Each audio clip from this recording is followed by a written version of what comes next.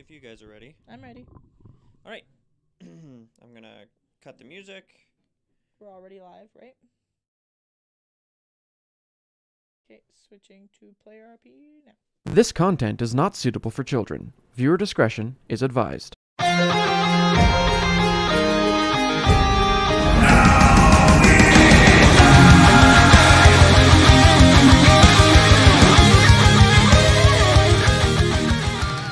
Hello! Hello. Yeah, welcome to another exciting episode of Pokemon D&D Wundoro Adventure. We're back again. Mm-hmm. Hell yeah. Uh, Much like Slim Shady. Another day and time in the plague times here. Matt is joining us through the magic of technology. The magic of Discord. Here in spirit and not in body. Yep.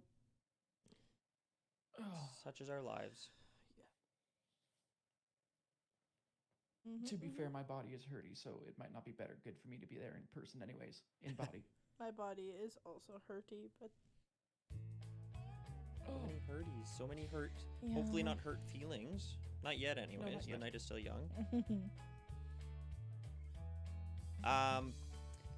Let me just say some thank yous to Alyssa of The Lighter Arts on Twitter for the player tokens that we will probably be seeing today. Who knows? Maybe. Thank you to at Joe the DM again on Twitter for the Pokemon 5e homebrew, of which we are using. You can find more about that at www.pokemon5e.com. Thank you to Kevin McLeod of Incompetech.com for the music you're hearing right now and many more tunes that will be played throughout the episode. And thank you to Mikkel_Beats again on Twitter for the Pokey and Chill soundtrack, of which he did a wonderful job. It's excellent, lovely music for your ears. Next week sometime, probably Monday, I'm going to be releasing a brand new Pokemon D&D one-shot featuring Alyssa of at the Lighter Arts fame, and also our friends from over at the House of Bob podcast. We'll have more about that later. I'll be releasing it on Monday. Yeah. Recording it Saturday for release on Monday. Oh, Nice. we're not doing it Oh, you're not live. gonna stream it? Probably not, just given the format that it is. Though maybe we'll check in and who knows, maybe we'll end up hitting a live button anyways. Yeah. Yeah. That was news to me. I thought it was live. It'll be recorded as if it's live. One large, long stream of consciousness sort of thing like we usually do. Oh. Our typical format. Yeah. Anything else going on, guys? Not really. Not I have particularly this 4 week. days left and then I get 3 weeks vacation. Nice. I am very excited. Yeah, Christmas is around the corner.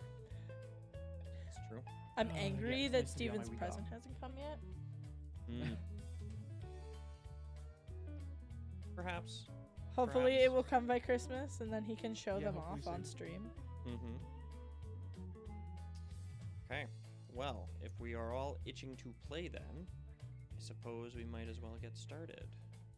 My Salvador Liam stand-in is ready. He stands Liam. No, he is Salvador is to Melissa as Liam is to Brooke. Matt, can we get an explanation for what you did last session? I don't have an explanation for it, but I can tell you what happened last section. Sure. So last session was actually, it was mostly just the gym, wasn't it? I think it Yeah. was pretty well just the gym. Gym and beach. Where, yeah, Brooke went in first. We flipped a coin to see who would go first, and Brooke lost the coin toss.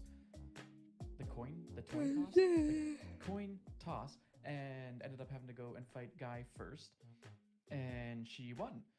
And then Jackson went, and he also won. And as a celebration, they went and they got ice cream for all of their Pokemon, and went and had a beach day with Molly and her Pokemon as well, and just kind of chilled for the day.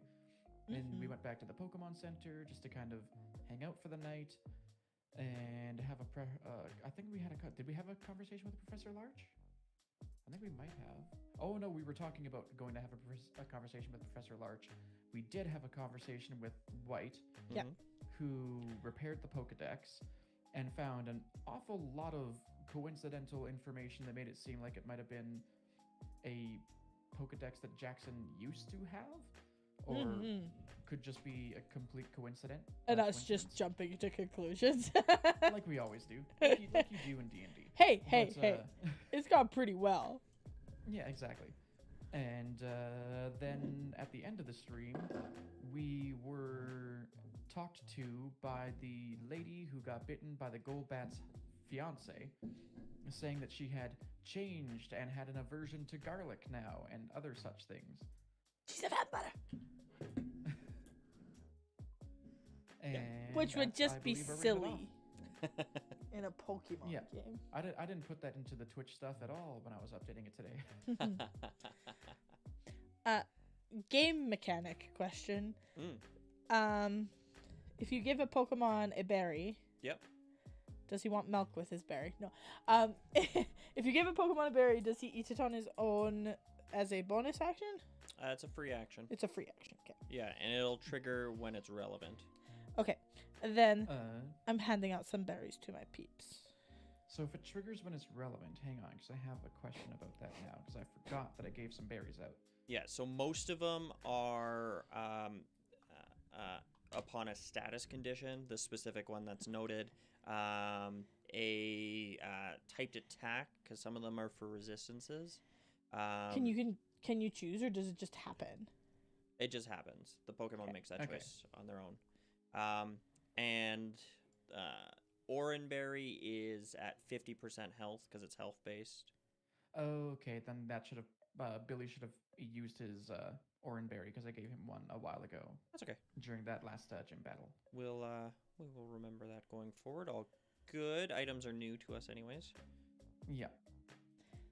I'm giving Liam a loom berry. Loom. A loom. And The fruit of the loom. Oh. The gift for him. I'm gonna give, just because she's really squish right now, I'm gonna give Abby, I forgot her name, a chillin' berry. She's just chilling.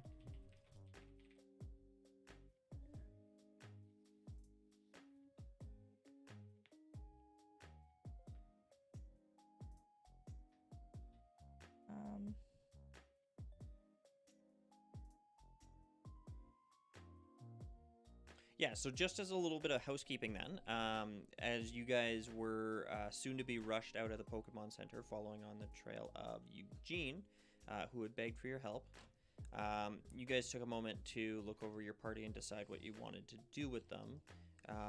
Brooke, you swapped out Axel for your Abby, Fambi, who you haven't seen in quite a while. Yeah. Jackson, did you want to do likewise? Yeah, I will swap out Rasputin with Dandy. And we'll also swap out, I think we'll swap out to be maybe, yeah. Oh, come on. Freaking roll 20 is making me refresh it all the time. It only lets me open up like a, to break the meta for a second, it only lets me open up one of my characters once before it won't let me do it again. Oh, that's So weird. let's swap out 2B with Roshi. Okay. Now, Steven, this better not be a very hard fight. Who 'Cause says there's a fight? Abby is squash. Who are you gonna fight? His fiance? I Ghostbusters. actually should say that Abby is not actually very squish, because, I mean, she's A got more family. hit points, I think, than Ziggy does, but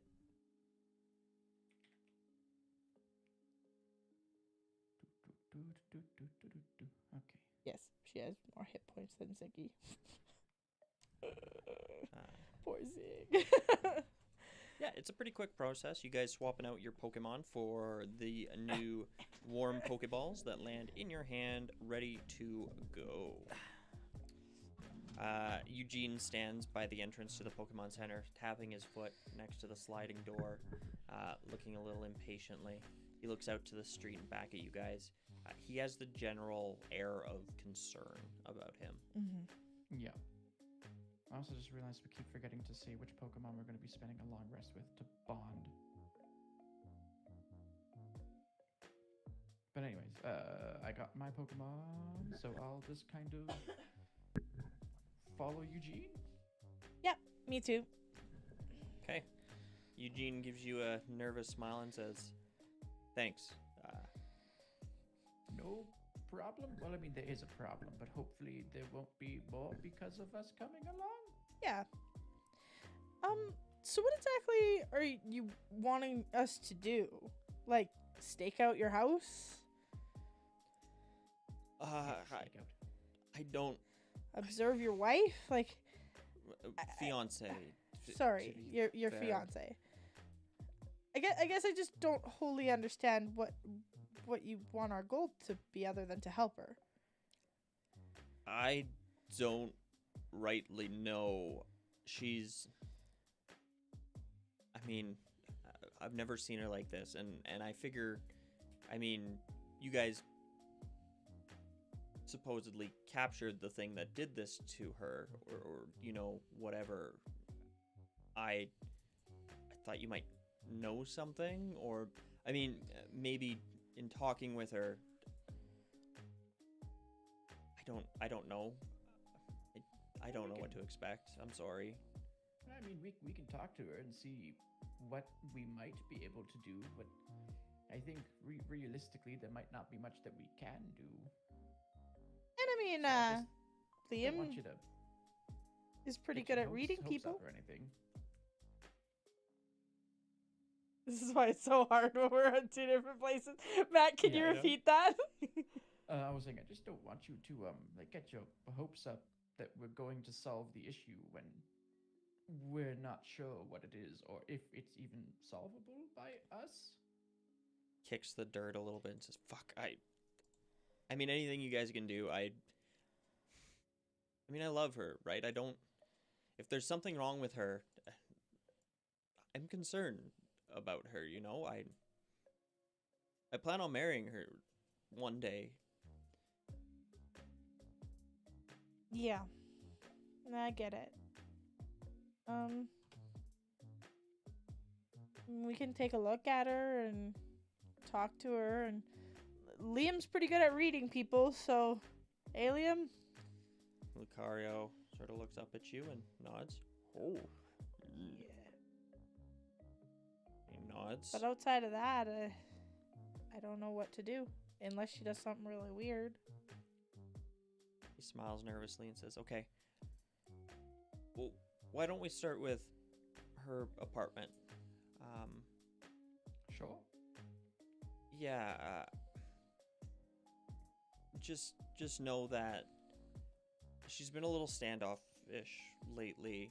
So if she's in a bit of a bad mood, don't take it personal." Well, it's understandable. She has been getting assaulted by a Pokemon until recently. Yeah. Yeah, sure. Yeah. Yeah, okay. You remember where her apartment is, this way. Yep. Turns and leads you down the next couple blocks. You move into a more residential area. Tall apartment buildings on either which side. You spot the alleyway of which you had traveled through when you were stopped by the police department. Oh, sorry. I got hiccups or multiple burps. Unsure. Yeah. You can hiccups. see the balcony up top where you had first spotted the couple that were staring out at you. He leads you to the front of the building, and he stops at the door, and he punches a code into the key card, or the little key reader that is there, and there is the sound of gray noise. And he waits for a second before there's a voice that comes through that says, who is it?" And he looks back at you and he says, "Hey, it's Eugene. Yeah, I brought some friends. Figured, I don't know, we could hang out or something. Yeah, Yeah, the trainers from earlier were wondering how you were doing. They Yeah, we wanted to check in. Yeah. yeah, what they said. The voice on the other side waits for a long moment, a long pause, and then she says, "Oh, okay. I'll ring you up." There's a sound of bzzz, a magnetic lock being shut off, and the door pushes open just a little bit, enough for Eugene to grab it, open it, and usher you guys in. I walk in. Eugene looks at the Same. two of you and leads you towards a elevator, and he smiles and nods, and he says, "Yeah, good. Okay. A couple floors up." Sounds good. Liam, when we get in there, you want to give me some kind of sign if you see something weird or sense something weird? He looks at you and he touches his nose. I don't know, like maybe you can read people pretty well, so maybe you'll sense something that me and Jackson can't. If you see anything weird or sense anything weird, you want to just give me a tap? Okay. He nods. And he looks back at Eugene and kind of looks him up and down and then back at you and he nods. Or if you need to communicate a little bit more in depth, you can. Oh no, I've already used that. Never mind. I used that with Billy, so I can't do that again. He looks at you for a quick moment and looks away. The elevator comes up to its floor. It's only a few floors up, and Eugene leads you down the hallway. Before you're even halfway down, you see Kiono standing in a pair of comfortable-looking sweats, a tank sort of top. She looks a little nervous seeing you guys all coming down the way. And as Eugene walks up to her, he leans in to give her a kiss, and she shies away a little bit, but takes a kiss, and she smiles at each of you and says, hello, it's been a while. Good, yeah. I don't know if I ever got a chance to thank you properly for, well, everything you did for me. Oh, you don't need to thank us. No, we were just trying to do what was right. Oh, but I mean, I was in a bad way, you know? I really appreciate what you did and all that. Please, come in. Would you like tea or something? Coffee? Tea would be lovely, actually, but we don't want to I impose it. have I have tea that I brought of my own if you'd like. That's right. Have you ever had the Roserade tea from the gym? She looks kind of excited. She says, no, from the Serene City gym? Yes, we were there. We actually just got our first badges, and we just I got some of this tea earlier, so figured maybe we can celebrate together and have some tea and just catch up, see how everyone's doing. Yeah, we'll treat you. She smiles. She says, "Oh, that's nice. Thank you. I'll go put a kettle on. Come in, please." She moves inside and ushers you in, and she heads to the small kitchen just off the living room. Her little shabby apartment with lots of used furniture, walls that haven't been updated in a long time. You can tell that the door to the patio has not been fixed yet, and it sits open just a little bit. But the furniture she used to prop it closed before has been moved out of the way. She doesn't seem to be concerned about that anymore, as far as you can tell. And she hums softly as she starts filling a kettle with water, and she puts it on the stove. She starts lighting it. Does she seem unwell, mentally or physically? Give me an insight. In front of my d20 for a second there. It's an 11. An 11? No, I mean, you've never known her as being well, but she doesn't look weak. She looks steady on her feet. You can still see the bite marks that were left from before, but they've well scabbed over, and So medically, she seems fine. she appears to be such. She seems like a soft-spoken person, as far as you can tell. Beyond that, you're not getting a good read on her. If anything, you're maybe a little distracted by Eugene, who's a bit fidgety. He hasn't sat down. He's just kind of standing there. And he says, hey, Kiono, I hope we're not interrupting anything. You didn't have any plans for tonight or nothing? He says, oh, no, I was just gonna go out for a jog. That's all. Do I remember, is she like an athlete? Was that discussed at some point? Yeah, she has a fairly athletic build. You remember him talking, or somebody at one point in time, I think it was the conversation that you had with him and her in the apartment where he had said that she was a runner. Right. That's right. Do you run like track or anything, or just for fun? She smiles and she says, no, I used to, back in school. I just jog for enjoyment now mostly, and to keep fit. Do you have a favorite route? I change it up. You know, same sights get a little boring. I like the beach. Yeah, the beach is beautiful. Today it's actually very nice outside as well. We actually had a bit of a party of our own out down on the beach That we this did. afternoon. It was a lot of fun. She smiles, says, "It was a nice day, wasn't it?" And Eugene says, "Yeah, it was. It was a really nice day. How are you feeling tonight, Kiono? You good? Feeling better than you were?" And she smiles and she says, "Yes, Dean, I'm good."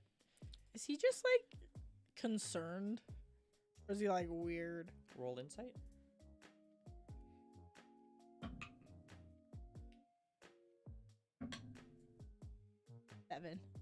Seven. You don't know him well, so his tells are a little hard to read for you. He looks like a concerned, doting fiance. Part of me is wondering if this is more just like she saw how aggressive he got when she was sick, and it's kind of like, I don't know if I want to be married to someone like that, and she's rethinking this relationship. But says Matt, not Jackson.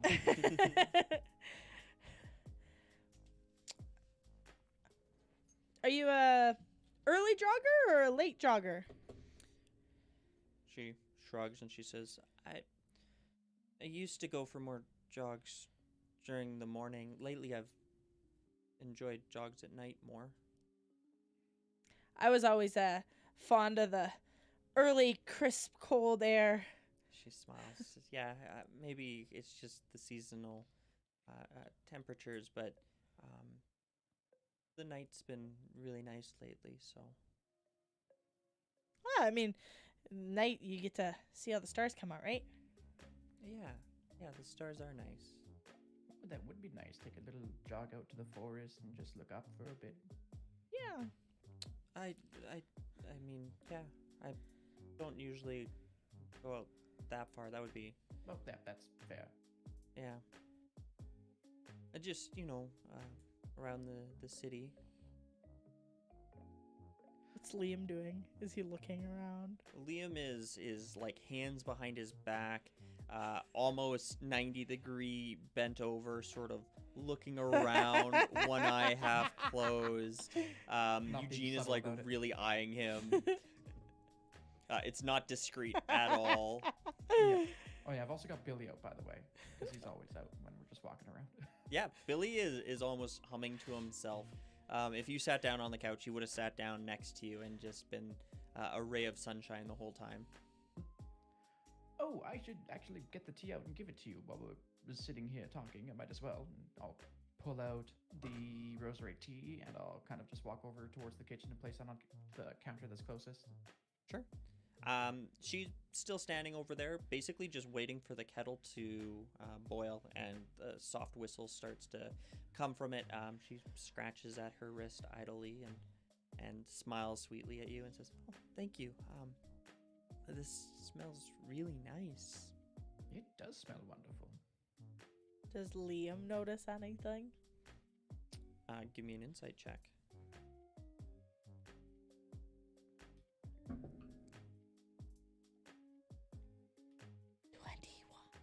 21.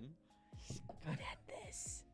Yeah. Liam stops halfway through his sort of detectiving, and he comes over and he points to you and he starts motioning. Sorry, one moment, please. Just need to talk to my Pokemon. Hard day, you know. She smiles and Eugene looks at you and gives you a little, Rough Pokemon battle. Gym, those are tough. Yeah, it's a tough Did I day for a mention trainer. that Liam evolved too? So lots of new things. Oh, wow. And Keono also says, "Oh, that's really nice." Yeah, adjusting to new bodies. Gotta be weird Yeah, sometimes, Billy had right? a hell of a time. Sh- Yeah, Billy sure. had a hell of a time when he evolved. Yeah, I remember very fumbly. I'm gonna step Well, off to the when side. you go from being like a foot tall to being 4 feet tall, it's a bit of an adjustment period. Step off to the side with Liam. Okay, Keono laughs a little bit and she says, that reminds me of that one summer I had a growth spurt and I was very awkward that next year. But I joined the basketball team that year. Oh, nice. It's the same thing when you get older, when you start having to bend over a little bit more and you've got the cane in your hand. It's the same process again, just, getting used to walking around with the cane. Smiles. She says, "Oh, I can imagine." Liam looks at I sneak off with Brooke Liam. and Off he to goes, the side. What do you sense? Is it like the room or is it her? The room? Her. What about it? He starts to motion like.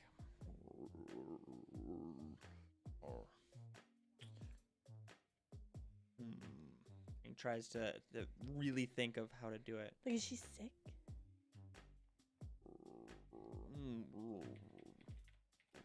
Is something doing it to her or is it just her? Oh no. This would be a lot easier if Jackson could talk to you. Is there anything we can do?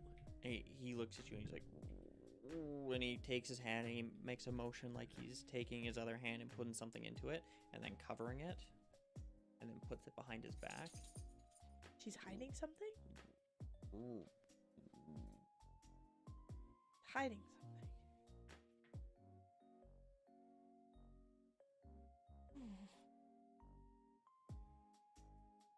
He gives you very suspicious eyebrows.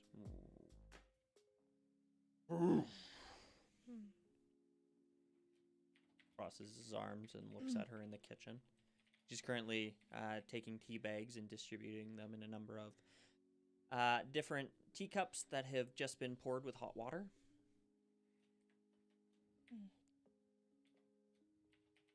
Thanks, Liam.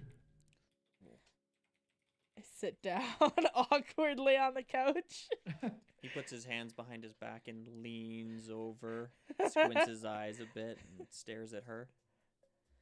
She turns around with 2 teacups in her hands and starts walking towards you and goes, "Oh, he's odd, isn't he?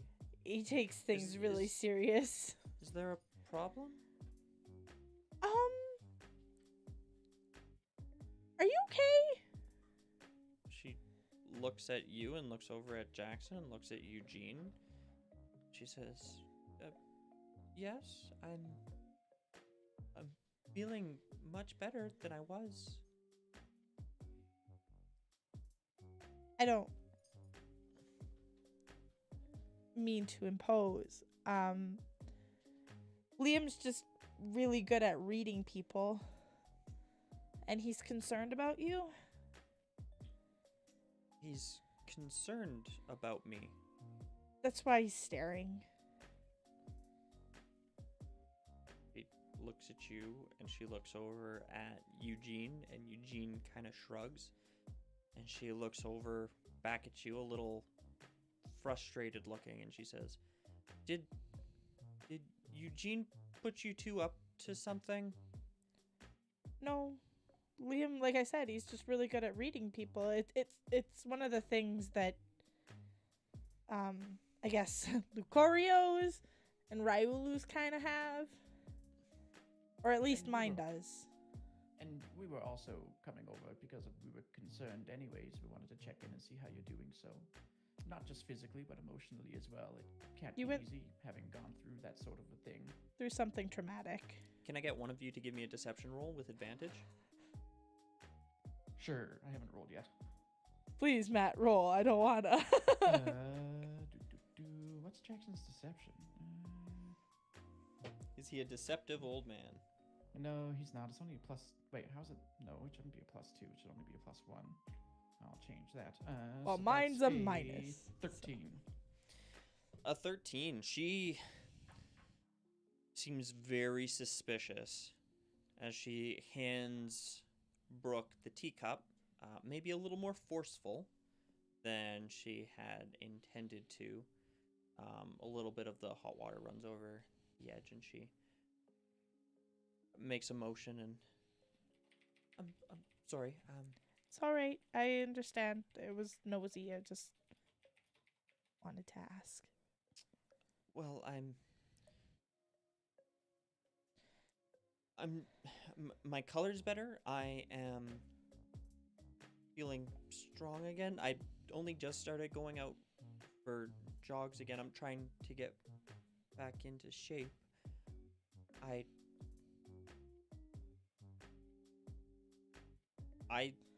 am doing much better. And she looks over at Eugene and gives him... I ask a Melissa-based question that I assume Brooke would have some understanding to. Sure. As a woman. As a woman. Sometimes when you are menstruating, you get cravings or maybe even aversions to certain senses, and that could get really bad upon pregnancy. She is hiding something. Could be a baby. Does she look like she's pregnant or could be showing? Give me a medicine check. Would I also be able to insight check that last statement of hers? Sure. Yeah, absolutely. 22. 22? Mm-hmm. She doesn't strike you as pregnant. Okay. Looking over her physique, you see even beneath her light sort of airy tank, she's got abs. Like, she is a fit person. And I mean, depending on how far along it is, it would be very difficult to tell. She just hasn't given you that impression. Okay. Medically. And insight was a 16. A 16. You're gathering that she seems guarded. It's difficult to tell what about exactly. She's not really noting anything specific in the way that she's talking, or she hasn't inclined towards anything, but she's certainly guarded and growing more defensive.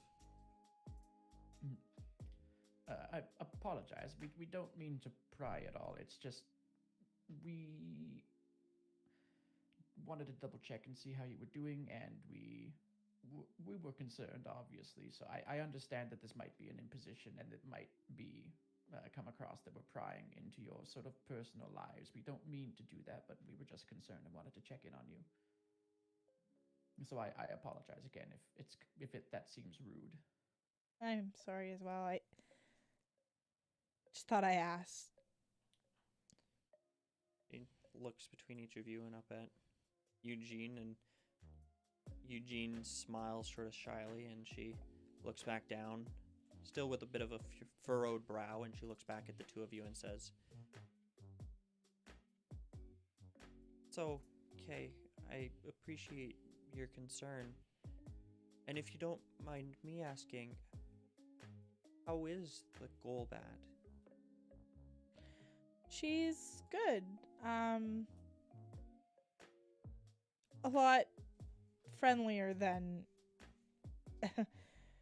I guess I gave her credit for in the beginning. She saved my life, so that was good. Really? Yeah, Jackson and I kind of got ourselves into a bit of a stupid situation, and we do that often, I feel. Yeah. But if it weren't for her, myself and Jackson's Squirtle, actually, we probably would have fell into some magma. So she saved my life and got me out of the tunnel situation. So She seems enthralled. I'm happy to call her a companion now. So that's good. Oh, I had no idea. She sounds like quite the amazing Pokemon. Yeah, I think sometimes wild Pokemon get themselves in places that they really shouldn't be, and they end up surviving in whatever means they have to, right? And a Pokemon that large and with that dangerous of capabilities, I guess, is just not ideal to be living in a populated city. She smiles. Yeah. Yeah, I guess that's true, isn't it? My parents do a lot of work with Pokemon, and part of what they do is often relocation. So, normal circumstances, my parents would have potentially got involved back in Brava and relocated the creature, but Pokemon trainers taking that Pokemon in could be a suitable option too. Sometimes Pokemon wander back in when they've already been places they shouldn't, so. She smiles and says, "Well, I'm glad that you said? Yeah, I named her Camilla. I'm glad that Carmilla is well taken care of." Yeah. She'll be a good one, that one. Good addition. She smiles. Eugene, who's been pacing a little bit for the last little while, he stops and he says, "Hey, Key, you got any of that spaghetti that I left for you in any of it left?" And she looks over at him and she says, "Yeah, you know I won't eat it. You put too much garlic in it." You don't like garlic? I love garlic, especially garlic bread. She looks at you and she looks over at Jackson and says, "No, I don't touch this stuff. Ugh. Don't really like it much." That's a shame. I could eat like a whole loaf of garlic bread. Guilty pleasure. She says, Yeah, it's one of those things where every time a recipe calls for 1 or 2 cloves, I put probably an entire bulb. I agree. Oh no, that's just thinking about it turns my stomach. Also, it's no, like no. a stomach's thing. Just a deep dislike. Oh. I just know, like, there's some things that, like, the smell of it alone just kind of makes you, ugh. A little bit. Oh, got it. Yeah. And Eugene turns around, closing the fridge a little bit forcefully with all the spaghetti in his hand in a big bowl, Tupperware, and he says, "Kyono, you used to always love my spaghetti. I used to bring it over all the time, and you said you loved it." And she turns to him and she says, "Gee, not right now. I don't, okay?" You know, I once had a friend who developed a peanut allergy later in life. She looks at you a little suspiciously. I'm just more saying that, like, things change, right? Did you ever like garlic? Or is it, like, always gross? And she looks between you and Eugene, back at you, and says, maybe a little more recently, yeah. I mean, it's kind of like if kids can think they hate something or don't like something when they're young and get older. I think people's taste buds just change, honestly. She nods. Yeah, maybe. Yeah, I'm sure there's foods that I didn't like when I was younger that I like now, and probably foods that I didn't like when I was younger that I love now. Wait, that's what I just said. Words are difficult.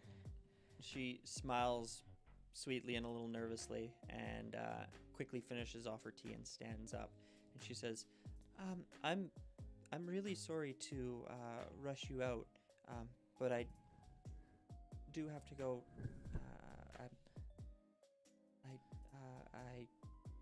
I jog about this time, and just before it gets too late, you know. It's not to rush you out or nothing. Oh no, it's fine. We came here Yeah. quite unexpectedly. It's totally okay. Unless you want a jogging partner. I haven't jogged in some time. I mean, for like recreational purposes, not running for your life or something. Yeah, I She do that too smiles. often. No, that's quite all right. It's my me time.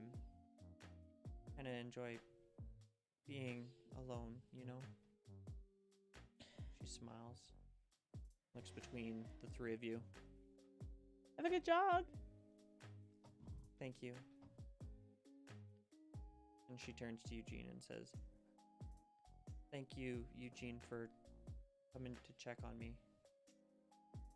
And Eugene looks a little crestfallen and scratches the back of his head and saunters over towards you guys and the door, and he says, yeah,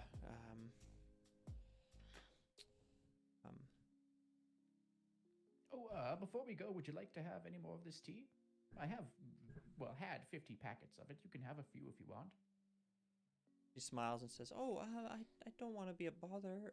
It was Oh, it's not a bother at all. Don't worry. it was really good tea. I couldn't say no. Perfect. I'll take out 10 packs and I'll hand them to her. Okay, she takes them, and she takes them back to the counter, and she puts them down for a second and pats the counter and looks back at you and smiles and says, "Thank you for visiting me. I know that you are ever so busy, and you don't have to trouble yourself about me.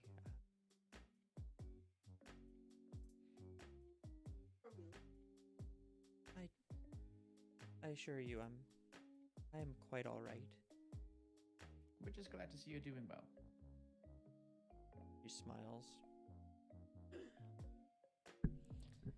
Eugene kicks the ground a little bit and says, have careful on your jog, Yono, and night, I love you." And there's a moment where she smiles and she goes, I love you too. She smiles and Insight check. sure. Is she just falling out of love? Oh, that's only like a 4. A 4? Yeah. As far as you can tell, these two are as in love as the day that you first met them. Whatever that means. Jackson's suspicious about them falling out of love. I'm suspicious she's pregnant. Neither of us are going the vampire route. Unless we're being like pregnant women are like vampires. The baby's like a vampire. I know. Eugene looks between the two of you and says, "Thanks, guys." You heading home? I don't know. Maybe, I guess. Yeah, what else can I do? I mean, we can walk with you. Sure. It's a free sidewalk, I guess. Is Keanu like gone? Yeah, you guys leave the apartment, I take it? If he's leaving. Yeah. If not, I was gonna talk to him for a bit. Yeah, and he's closing the door behind him as you guys leave her apartment.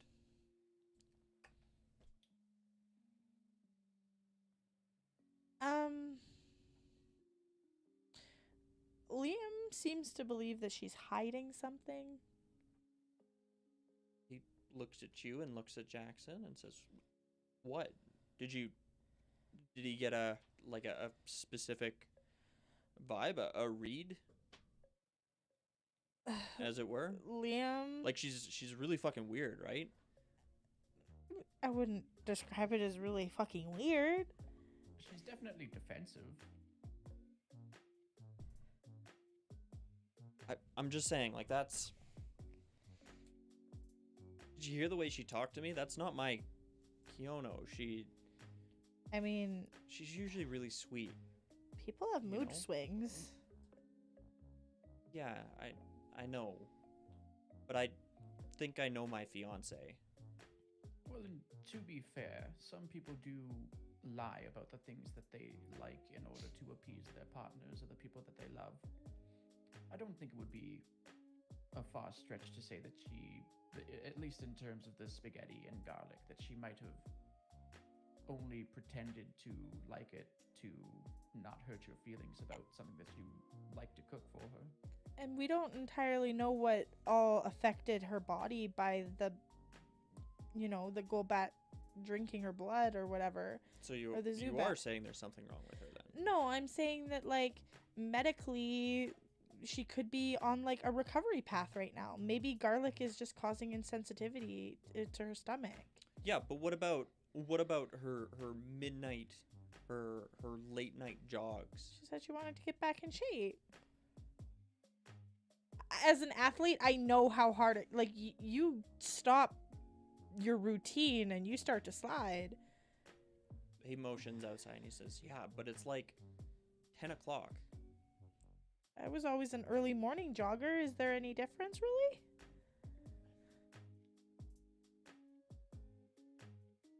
I understand your concern. But Liam, do you get any impression of what she is hiding? He crosses his arms and hrumps. Mm-mm.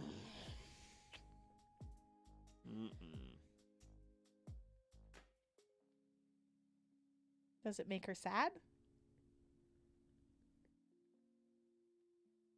He really thinks about that for a second. Give me an insight check For Liam? Or for me? for Liam. 23. He motions. Is it like a sad or a happy sad?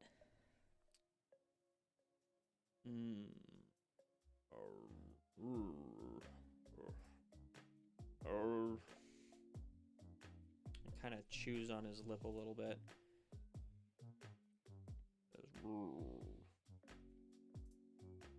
A sad?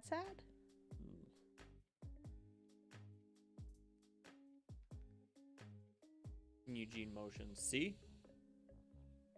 She's sad and she's hiding something.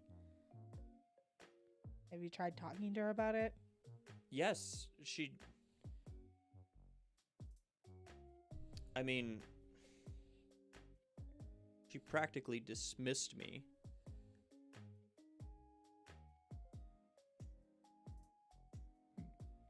Along with the morning jogs, what was sort of the morning routine like?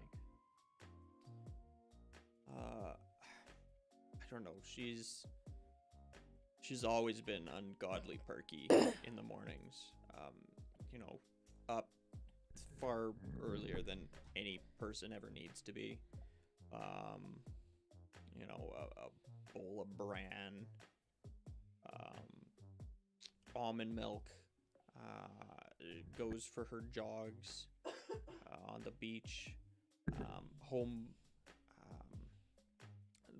She's been like that the whole time we've been together.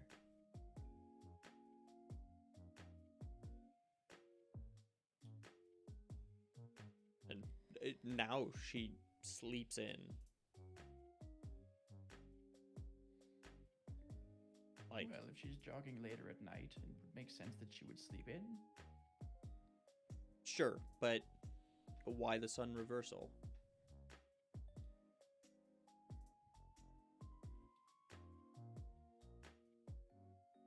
Maybe it doesn't have to have a,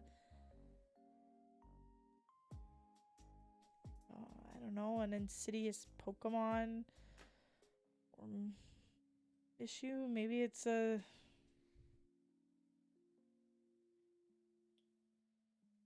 more human-y issue. It could just be personal. She's gone through a lot in the last few days, and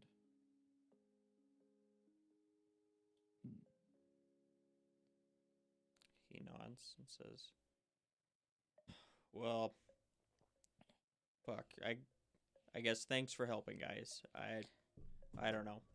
Do you know her jogging routes?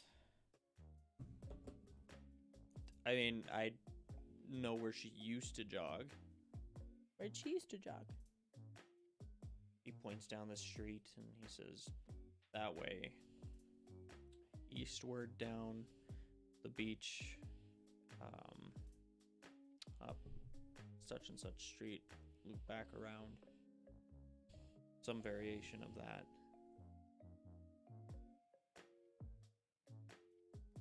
Well, I think it's more of a people-y issue, but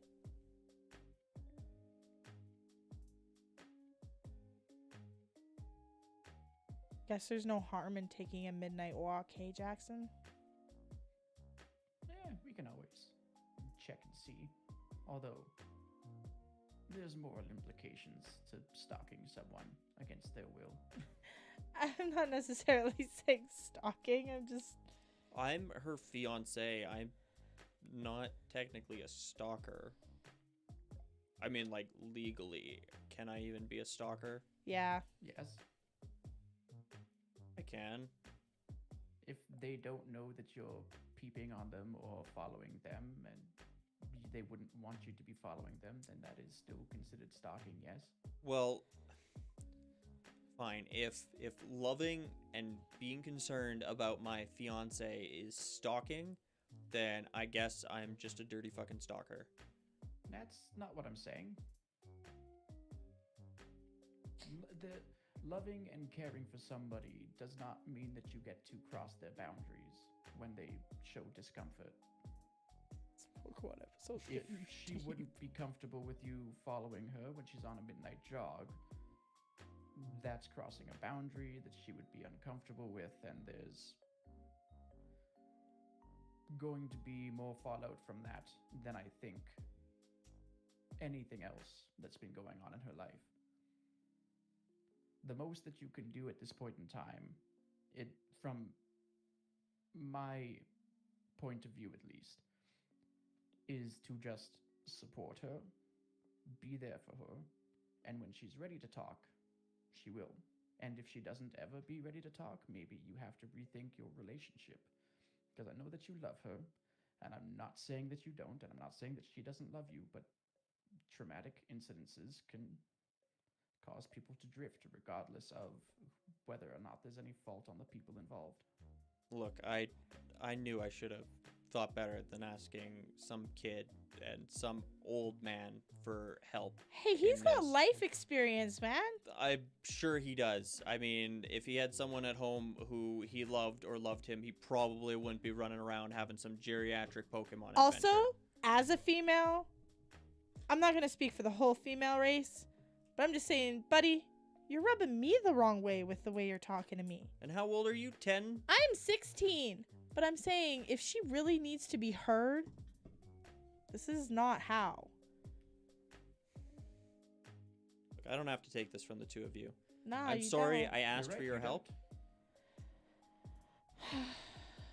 And for the record, I was married, and my wife has died since, so thank you for the reminder. I think the aggression might be something that you should look into, because that's certainly not doing you any favors at this point in time. He with looks us a or with her. little embarrassed by that, but there's still a flush to his cheeks. understand your frustration. I understand you're emotional. But that does not excuse treating other people as though they're less than you, and as though they're your playthings, and as though you can berate them emotionally without any sort of recompense. You have to try to understand where other people are coming from and their experiences, and do your best to be genuinely supportive of the people you love and care for. Because if you're not, and if you end up being aggressive when you see small changes, it's going to drive them away. What's the read Liam's getting off of him? Give me an insight check. It's bad. 10. 10. Liam has been watching all this. He's been a little guarded as the guy's voice has grown higher, and you can tell that he's probably stopped reading his body language in terms of emotion and more intent at this point in time. And the man seems defeated, if anything, which is something that you would have read as well. Jackson, I'm not implying we stalk this girl by any means, but I am considering a evening stroll around town for our last night. Maybe scout out some clothing spots, and if we happen to see her, just say hi and keep going. Sure. We haven't seen much of the city, all things I can considered. agree to that. All the best. Brooke turns and starts walking away.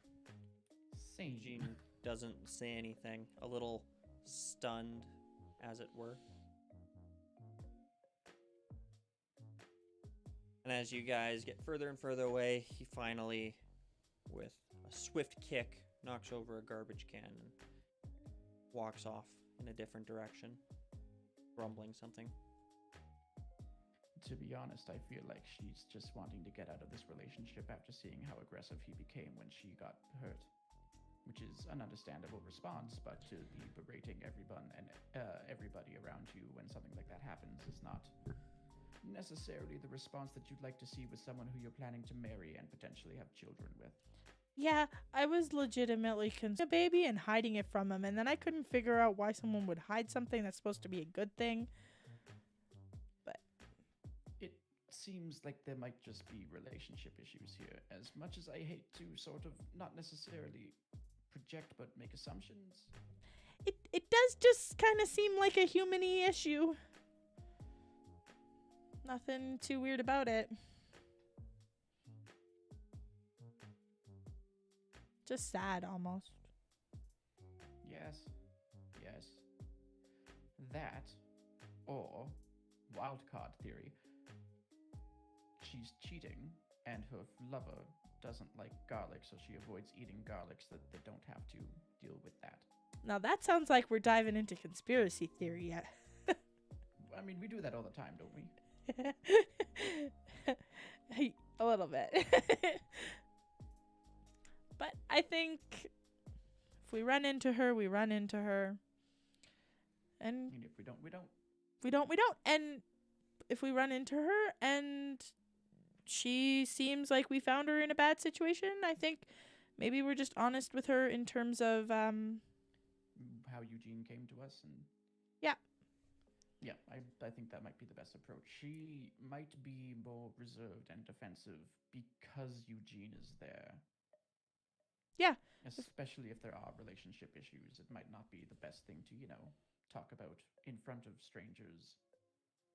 Exactly. So we'll just tell her that if she's not happy, she should something about it. Yeah. She should talk to him and be open and honest about it so that they can both make a more informed decision, because his response to that should inform her decision. Yeah. I mean, worst case scenario, it's not a Pokemon. I mean, it's not a human, and it is a Pokemon, and that would just be weird. And best case scenario, it's just a human-y issue, and we give her some advice like you gave him. I mean, worst case scenario, she's a vampire. I mean, then we're diving into, like, fiction conspiracy theories. I picture me and Jackson walking and talking down the main street about this. Sure. I mean, a good vampire story is a good vampire story. But I mean, in a world with Pokemon and vampires, that's just a weird place to be. Yeah, it would be kind of terrifying, though. Is there a possibility that Pokemon would possess abilities to potentially mutate people or things that they bite? I mean, would a vampire They can just be like a conjure type of rocks from Pokemon? nothing. Maybe? Vampire Is type. Carmilla a vampire? I don't know. You should ask her one day. I should. I wonder if the Pokemon like really understand what happens to their physiology though. It could be an interesting conversation to have as well, actually. Like, I know that Liam changed, and obviously you know that Billy changed, but I mean, I have a vague idea of some of the things he can do, but to really experience it must be mind-blowing. I can only imagine how it would feel, because it's almost like you're going from being a 10-year-old to being 30 in the span of a few seconds. It's like puberty on steroids. Exactly. Or I wonder if because with nature, there's certain things that just kind of naturally happen, right? Like when plants are growing, they tend to grow towards the direction of the sun regardless. So it's an evolutionary trait that they've developed. Is it the same thing with Pokemon, where they just sort of intrinsically know what their body is now capable of after having evolved just because it's in their sort of genetics? I don't know, Liam, does it seem weird to you, all the new stuff you can do, or does it just seem like normal? He looks at you and he goes, "Roar."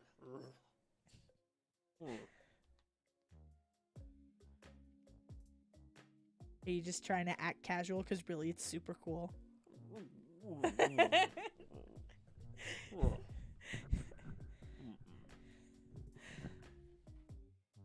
It's kind of weird.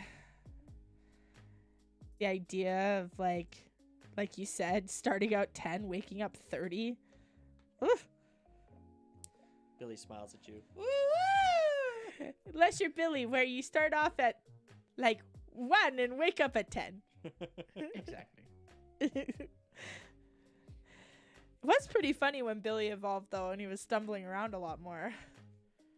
Yeah, I didn't even know that Pokemon evolution was actually a thing, to be honest, before we started this. I did, but I've never seen it. I sort of assumed that if there were different Pokemon in like a genetic tree, that they didn't like evolve into them, that they were just still separate, but yeah. Sometimes Pokemon would like evolve during missions out and stuff like that with my family, but I never witnessed any. It was just kind of like, oh, guess my brother went out with his Pokemon and came back different. You know, It is a genuinely interesting thing to witness. yeah, it's cool when it happens kind of right there in front of you. Especially when the moment just seems so perfect. And I feel like almost all of our Pokemon have had pretty perfect evolution moments so far. So far. Yeah. Also, I'm super impressed with Mary. She's come a long way. She has come a long way. She's doing wonderfully, and I'm very happy for it. Yeah, it's so weird to see them grow. In a way, it's kind of like watching a child grow. But it's like I suppose. partially because of us, which is weird because like I'm still a kid. I don't know.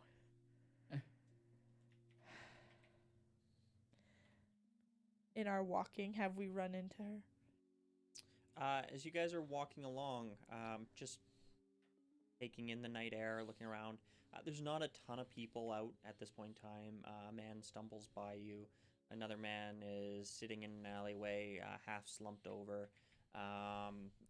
The typical sort of night scene here in Serene City. It's seedy, sort of underbelly. A couple of friends walking by you, talking quite loudly about their week. And then you do see Kiono.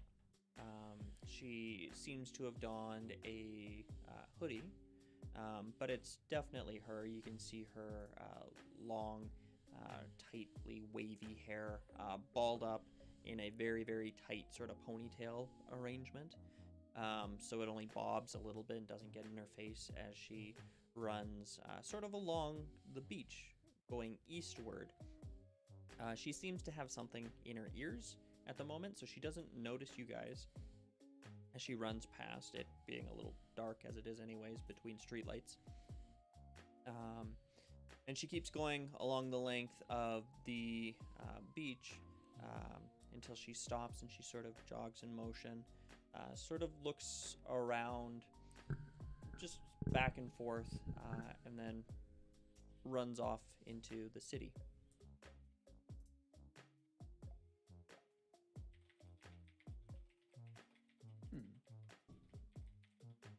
Nothing suspicious about it, though. Just a girl jogging. Your call.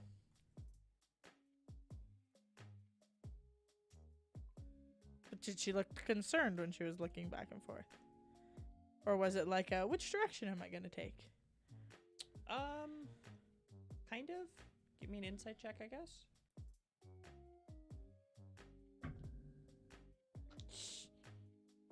I just 6. Can't say. She stopped, looked around, and kept going.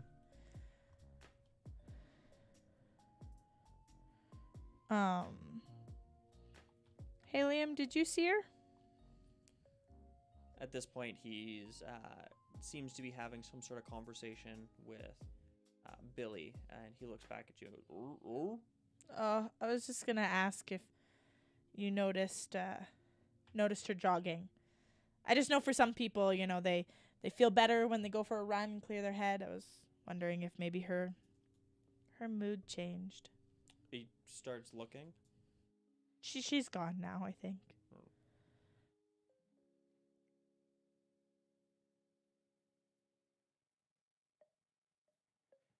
I don't know, Jackson. What are your thoughts? Head back?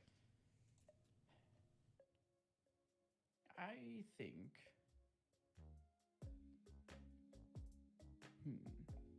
Or it do we might be try worth- and have a talk with her and be honest? I think it might be worth having a talk with her and being honest, but I don't think that the right move would be to follow her. I think maybe we just check in on the way out without Eugene there. No, because we don't have the number to buzz to her room. We could wait here for her to come back. It's like you don't think having a jog around the corner and casually bumping into each other, she inspired me to jog, is the way to go.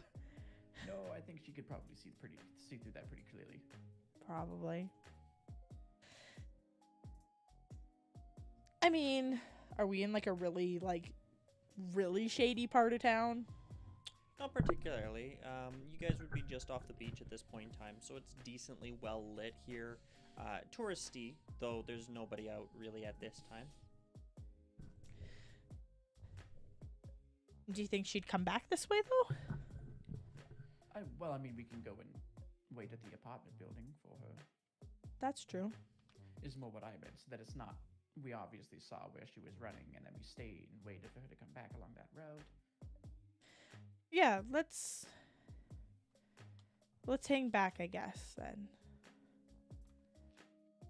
I don't think it'll be an easy conversation because she's obviously very defensive about whatever's going on, but she might also just need to vent if it is to do with relationship sort of thing. Yeah, I mean, Jackson's got all the worldly experience, right? Got If more only life I experience than remembered any me. And if only I remembered it. I mean, you're speaking from your heart, so maybe your heart does. Maybe, but it's also just sort of common decency, right? Like there's just certain things that you don't do. If you notice that someone that you care about is being distant, you tell them that they have your support, but you don't force them to take your support, if that makes sense. It does. I also just think it comes a little easier when you're A little older sometimes. I suppose. Maturity can matter. I'm mature. I'm not saying I'm immature. I'm just, you might not remember all your life experiences, but I think to some extent, I mean, your maturity about it is at least. I mean, teenagers, they can flip their shit sometimes unintentionally. I suppose. I mean, not saying I've ever done it. Totally not self-reflection, eh?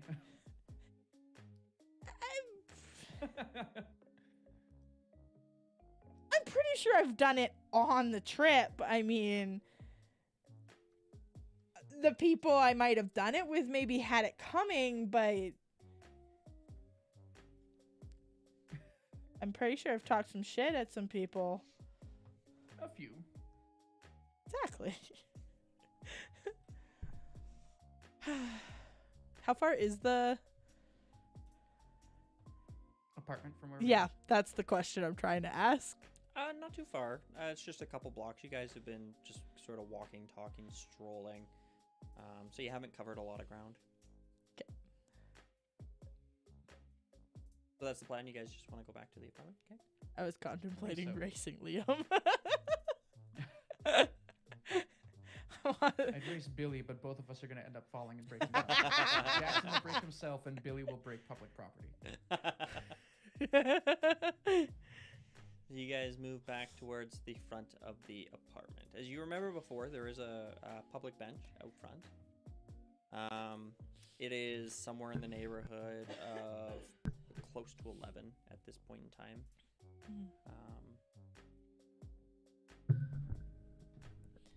Well, while we wait, let's talk other weird conspiracy theories.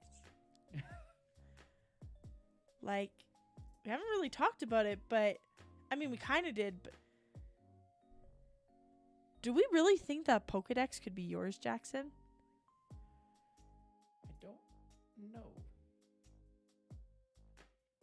But how cool would it be? Don't know how I would feel about it, to be perfectly honest. Because it's a whole life that I just don't remember and might not ever remember, or it means that I might have done this before and potentially failed if I'm doing it again, or if I succeeded. No, because if I succeeded, you'd think that people would recognize my name. I'm not sure how to feel about it, to be entirely honest. It's not what I was expecting at all coming out. That's fair. Guess I didn't think of it like that. Did you ever say if your wife went on one? I don't remember,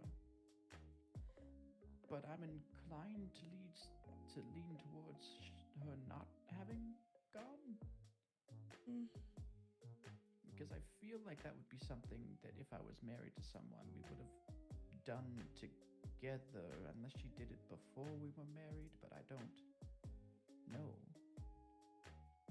I mean, to be fair, the only thing that I really remember about my wife is her name.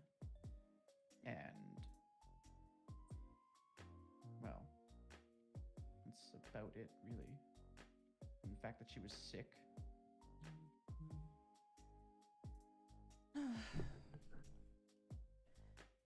Just find it so interesting that we ran into, like, I don't know, two things in one city that... Well, one was definitely my writing, and the other was potentially an old Pokedex of mine. I'd be curious. Dr. White is passed, right? Yeah. I'd be curious to have a conversation with Professor Lodge at some point. Did we talk to Larch? Or did we talk to White about getting... Didn't we talk to somebody about figuring out who his... We talked to White, but we never actually we said that we were going to talk to Professor Larch because she was the one who took over from Professor White, but we never actually. But we never to. got the interrupted by chance. Eugene. Right. Yeah, we were interrupted by Eugene. That was what we were what we were gonna do before the vampire was thrown at us. Right. For the vamp. Really? It's just an emotional vampire, and she needs like Gwyneth Paltrow's Oh God. Goop. emotional Psychic vampire spray. repellent. Her psychic vampire repellent, where one of the ingredients is actually love. Yeah. Yeah, she just needs some psychic vampire repellent. There's an amazing JonTron video on that I have to send both of you because it is fucking hilarious. Oh Lord. I shouldn't laugh, but Anyways. I So- mean, she is scamming people. It is kind of funny, but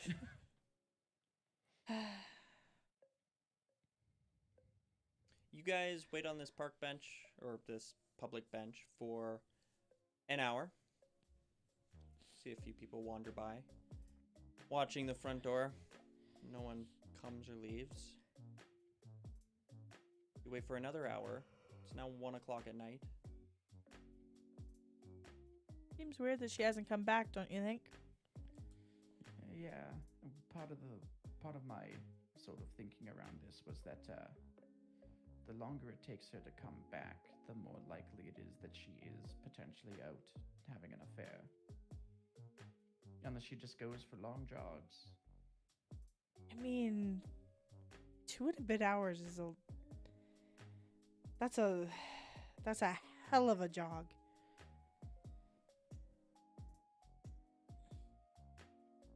Two o'clock. Still don't see her.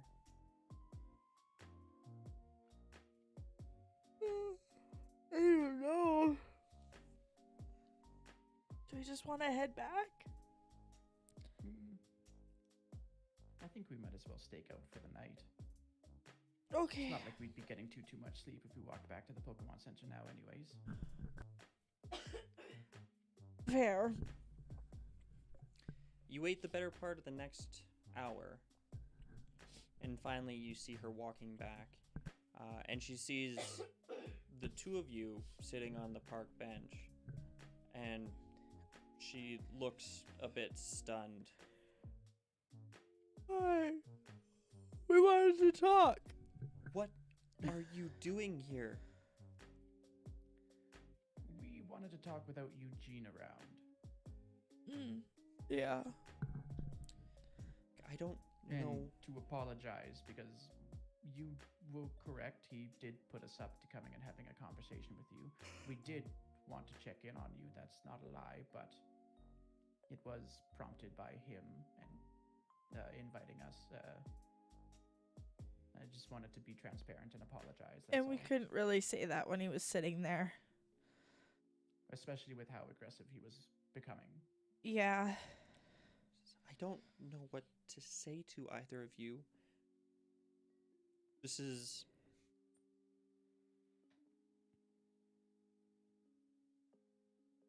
This is a big overstep, and we recognize that. We just felt that we needed to be upfront. And we can also recognize that during our conversation upstairs, you were hiding something. We, again, don't necessarily want to pry, but we thought that maybe a conversation without Eugene around would be a bit more beneficial. We had a conversation with him after we left the apartment, and It he didn't was go very well. confrontational, very aggressive. He Okay, seemed to I don't know what be more Eugene concerned about told you, himself. but I'm not hiding anything. Eugene didn't tell us that. Liam kind of did. Like I said, he's good at reading people. I don't need you coming around here at 3, almost 4 in the morning. I'm sorry that Eugene put you up to this. No, you have nothing to apologize for, but we are concerned that maybe there's, if I can be blunt, relationship troubles, and that maybe we could potentially help sort things out, which is again another massive overstepping of boundaries. But You if see her you two are both shoulders tense a suffering, little we bit. want to And maybe help. not, maybe not sort things out, but like, give advice. Be an ear to vent to. It's very late, and I am going to bed now.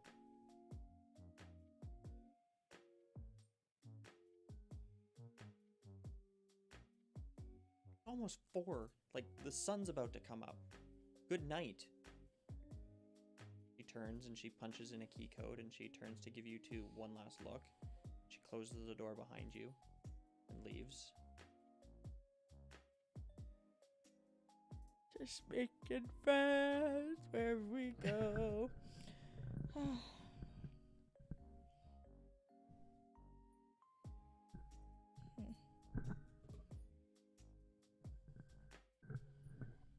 Well, we gave Eugene advice, and the most that we can hope for is that he'll follow it, and there's nothing that we can really do.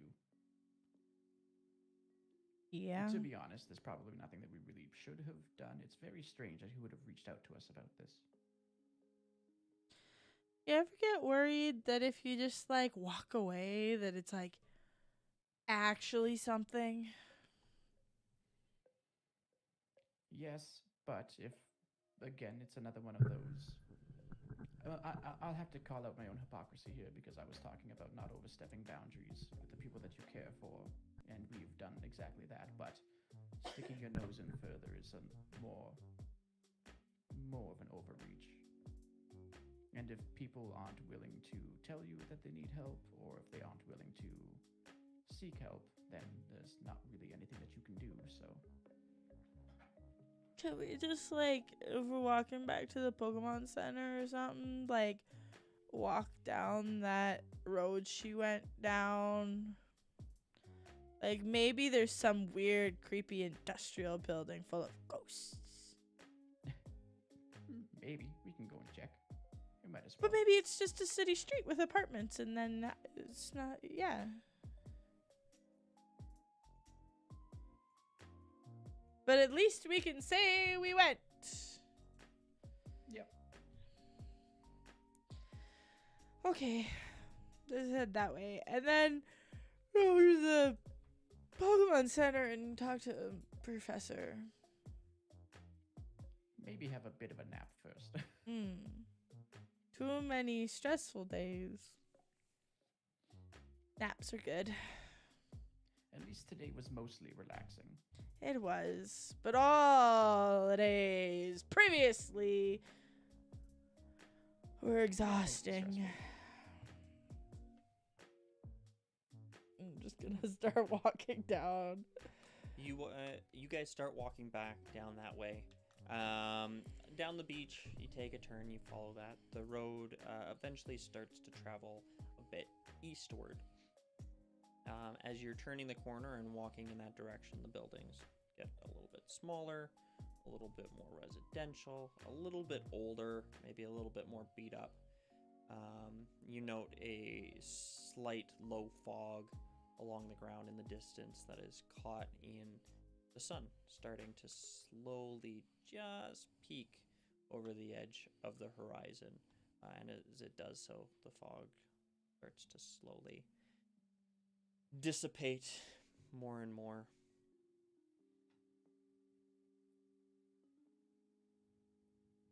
Do any of these houses scream creepy ghost house? Not particularly. Do any of them scream vampire?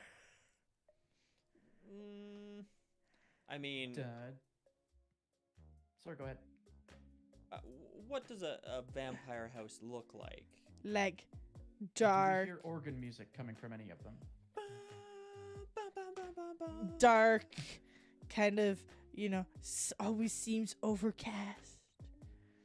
Not particularly. I mean, other than the low fog, which was a bit creepy. Creepy gates. Not Very Anybody gothic. Anybody walking around with a black cowl saying "bleh"? Bleh. Bleh. Yeah, there is one guy. He walks over and he trips on Billy and he goes, bleh! And he pukes all over the sidewalk beside you guys. And he goes, oh, I'm sorry. Just trying to make it home. You drink too much last night, buddy? Fuck off. Just check and make sure you're okay. Keeps shambling down the street. Have a good day, sir.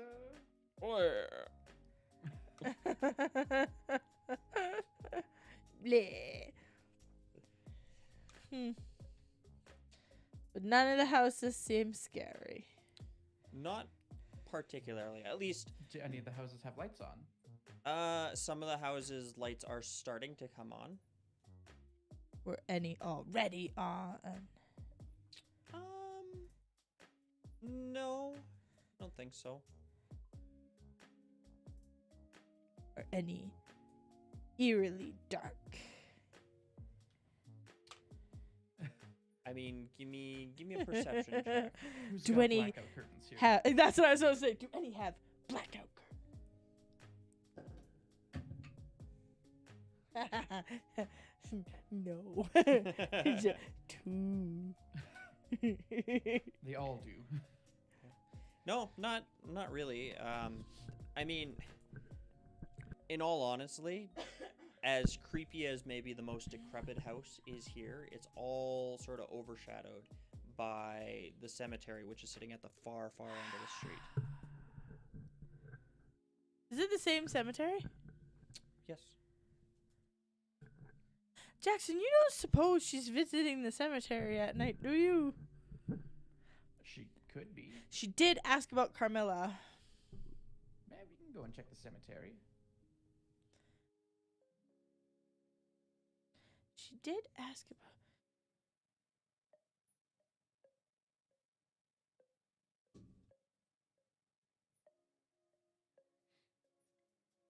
Do you think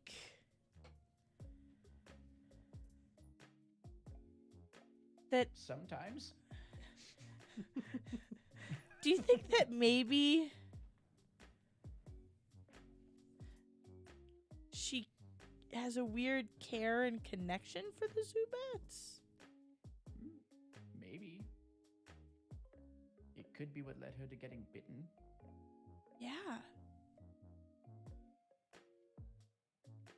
Maybe that's why she was so curious about the Golbat. Maybe. Did we ever tell them we caught a Golbat?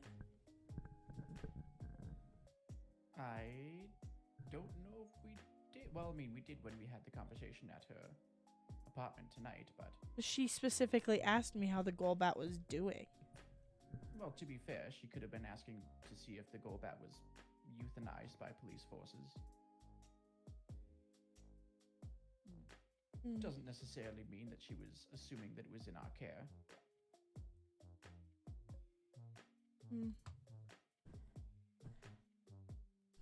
Well, I mean, let's just go visit the cemetery, I guess. There are people in the cemetery this morning. No, it's still very early. It's like 5:30, going on 6. Can I get both of you to give me a Constitution save? Hell yes. That was bad timing. I was like, what's happening to us? Oh no! That's There's a, actually not bad. the 4. Take a It's point of 14. exhaustion. Jackson, you're okay. But Brooke is looking tired. She's really dragging. I mean, I was playing really tired, so. Yeah. I Fair. think these all-nighters are getting easier for me now. I think, like, you know, when you try really, really hard to pull an all-nighter as a kid and then you think you're doing all fine and then it just doesn't. I think I can only pull all-nighters when my adrenaline's really going. Yeah, that might be why I'm doing okay. Not necessarily that my adrenaline's going, but my curiosity has been piqued. Yeah. Let's go see. I'll walk up to the church. Okay. Whatever. You walk up to the church. It's been a little while since you have been here.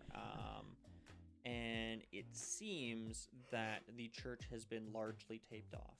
There's a large, like caution, yellow ribbon that has been strung around the building, and in big parts, stapled to the door, to a number of the lower ground level windows, any place where somebody might enter the cellar as well. There is caution tape and danger tape. I think this That has might been be strung our up there. fault, Jackson. Yeah. Does it look like anybody's tried to enter? No. The seals seem pristine. Listen really hard. Does there sound like there's bats? Give me a perception check. Listen for bat sounds. 7. 7? Not so much. You hear the sound of a truck backfiring somewhere behind you, and that's about it. Oh. Don't know. I wonder if maybe she's visiting a grave. We could look for fresh flowers. We could. Take a stroll. But was she carrying flowers when we saw her jogging? Because I doubt by the time that she was out, any florist would have been open. Oh, fair point. Did we see her with anything? Mm-mm. Nothing more than what was in her ears. Well, they were like earbuds. Were they Raycons? Is this video sponsored? No. Well, what else might she have done? How's the grass in this area? Like, would we notice someone having sat down next to a grave or something? Maybe. Give me an investigation check. Oh, Jackson, I think we should look for, like, you know, like when a deer beds, like when a deerling beds down and the grass gets compressed. Oh, look for spots where someone might have been sitting? Yeah. Sure, we can do that. I'll roll 2. I'm assuming that's Melissa's hint for Jackson to roll the investigation. Yeah. So that's a... Am I proficient in it? I am not. Why are all my scores all buggered? Looks like it swapped my charisma with my intelligence again. So that's a 19. Oh, it's a 19. There's been a decent amount of traffic throughout the cemetery. As you have known from prior visits, it's decently well attended. I would say that you notice what appears to be a bit of sand mixed in with the grass, leading a bit of a trail to one specific grave. This grave, unlike some of the other ones where it's just a gravestone and a pile of dirt, essentially a plot, this one seems to be a bit more ornate. It's almost like a like coffin in size, probably a little bit larger. It's got a fairly decorative gravestone sort of carving into the backside of it as well, noting a number of family names that have since been long ago decayed. Are any of the family names legible? Give me another investigation check. Sure. That's a 17. Jackson just kind 17? of casually walks over to this very creepy looking tombstone. Yep. Yeah, it seems to be a tomb for the Delaney family. It notes something about internment, and there also seems to be a number of names, not a singular one. Jackson, the you family name just again, seriously walk us over to this creepy vampire looking tombstone? Delaney. Yes? If it's vampires, I'm out. Vampires can live in my fiction novels. I'm going to write that down in my book. Delaney family buried. I should say interned. Isn't her name Delaney? Isn't there someone we know whose name is Delaney? Don't believe I don't recall.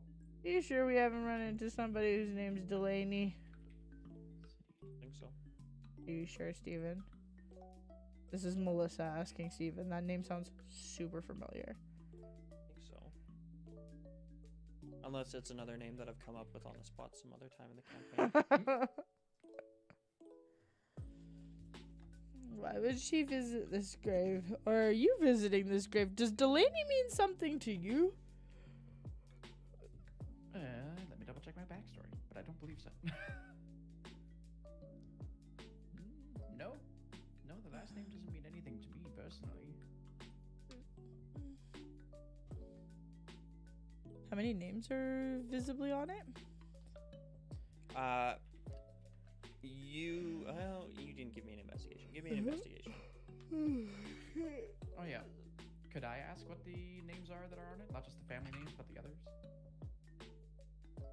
Yeah. Most of them are fairly old-timey names. You got like a Eustace, a Stanley and Abraham, lots of those sort of things. It seems to be aged. It's difficult to make out the majority of the names themselves. Some of the dates range back a couple hundred years.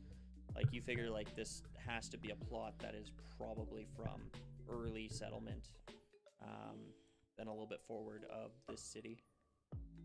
Probably one of the first ones that leans was in made in and this tries church. to read them and rubs her eyes. You know when you're so tired, your eyes hurt. I swear I've I been can't there. read right now. I rolled a 3. I love this ad. Right? I mean, both were bad anyway. The highest was a 7, so. They seem to be mostly like a Eustace, there's a Stanley. No name that jumps out to me, at least. What's the most recent one? The most recent one is still the better part of 80, 90 years ago. Is there anybody around? Nope. Nobody? Still pretty early.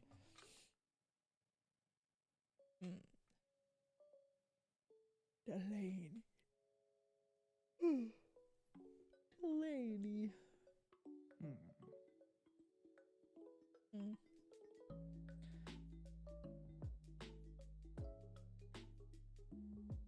And you said it looks like a coffin? Coffin-esque, sort of in shape. It's rectangular, seemingly mostly cement. Parts of it seem to be marble. It's got a sizable, at least couple inch thick, like cement lid, for lack of a better word, on top of it. It's like in the ground? It stands up maybe 3 foot off the ground If this with a flat top. was a And then it comes up. if this was a movie or a book, there'd be like a secret latch or something that would open into a secret underground passage and we'd find the vampire. Does the lid look like it's been moved recently? Give me a perception check. I feel like Brooks just That rambling could be another investigation. fiction. Investigation? Sure. Yeah. Okay, that's not as good as well. No, that's still a 15. A 15? The lid is not exactly aligned with the rest of the plot. Like, it's just slightly off, and you do see a little bit of cement dust. Jackson, did you check On the for ground. booby traps first? I'm just saying that's how they always get ya. No, I didn't, but it does look like it's been moved recently. Are you serious? I was just kind of kidding. And no, I'm serious. There's cement dust. The lid isn't quite aligned with the rest of it. Should we open it? Can we open it? Are you asking can we like should we or can we like can we physically? because those are two different questions. Morally, it might be very, very wrong, but curiosity and tiredness is kind of getting the better of me, and I kind of want to open if I'm it. being honest, is there any sort of obvious thing jutting out from the tombstone or anything to maybe move it automatically, like a switch or something of some Lever, sort, or like a button? Brooke said. Boom, Based on your lever. prior investigation rolls, no, there doesn't seem to be anything like that. As well as there doesn't seem to be a hinge to this. It looks to just be a lid. I mean, if you help me, I can probably still try and move it, but I'm really scared I'll break it. I'm thinking either Billy or Liam should be the one to help you. Probably Liam, because this might need a little more finesse than Billy can handle. No offense, buddy. Woo, woo, woo. We don't want to break it, that's all. He smiles and he pats the top of it. Okay, Woo-woo. I'm gonna get Liam to help me. Okay. Just give I'm me- going to look for people watching us. Okay. It's still pretty early in the morning, going on a little after 6 at this point. You don't see anybody there, though there is a little bit more traffic on the street now. Liam steps forward and makes a motion as if he were like pushing up his Okay, full sleeves. disclosure, buddy, I'm so tired, so I'm gonna try and lift this, but like, you're a lot faster than me, so I really don't want to break it. You try and catch it. I'm trusting you to catch it if I fumble. Okay.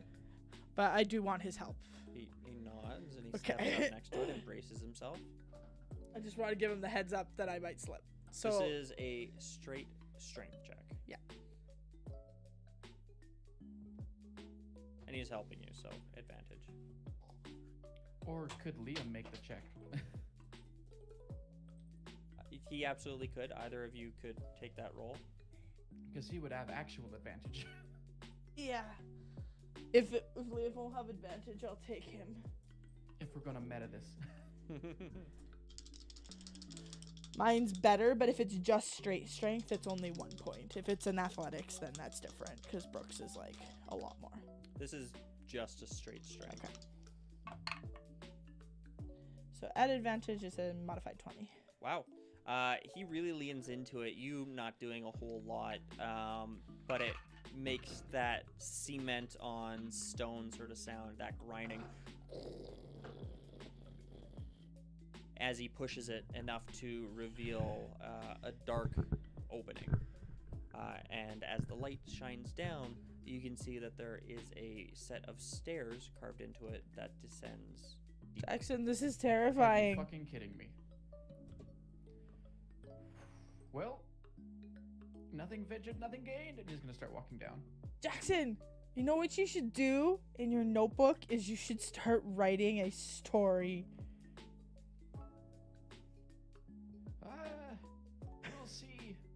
I don't know how comfortable I am retelling this because we're, possibly committing crimes at this moment in time. Let's just change all the details. It will say All the it's names. fiction. Brooks starts falling.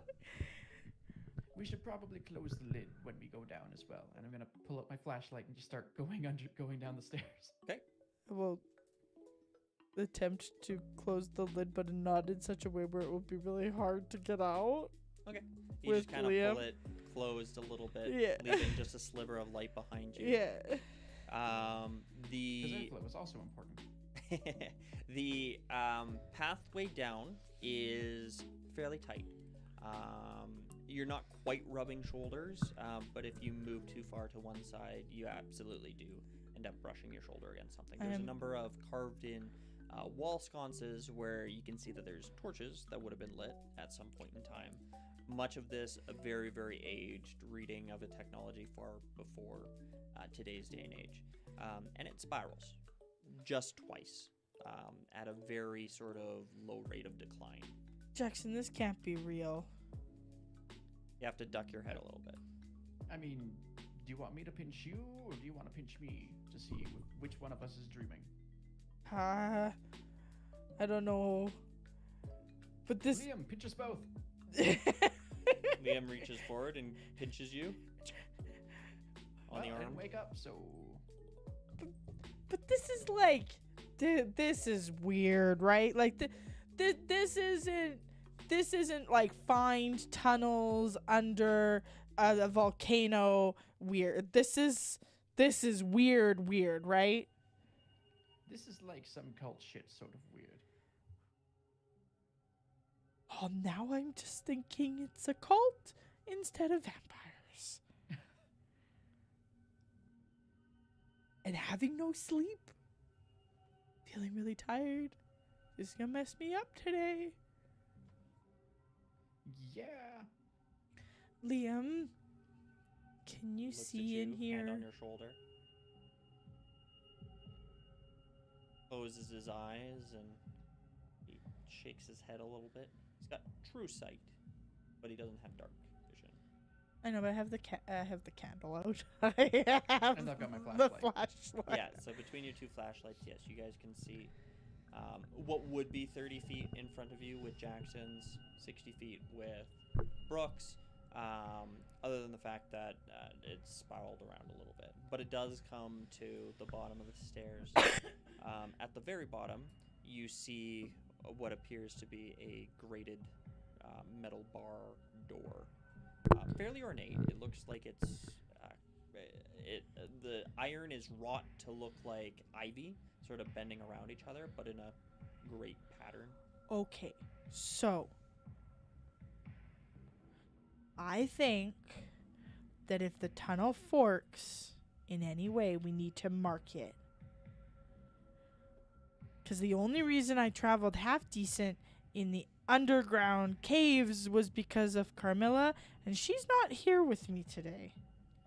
Yeah, we can leave some marks. I've got like a little set of pliers or something. I can scrape something into the side of the wall as we go. Is it like stone Or on the maybe ceiling there's like too? rocks. Not stone per se, but carved concrete. Like this looks like a man-made structure. Okay. It's not like you're heading down into a cave. All of this is manufactured. That grated door isn't sealed by any means. You push it and it creaks on rusted hinges.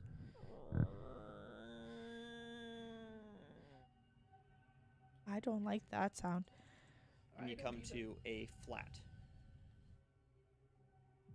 path.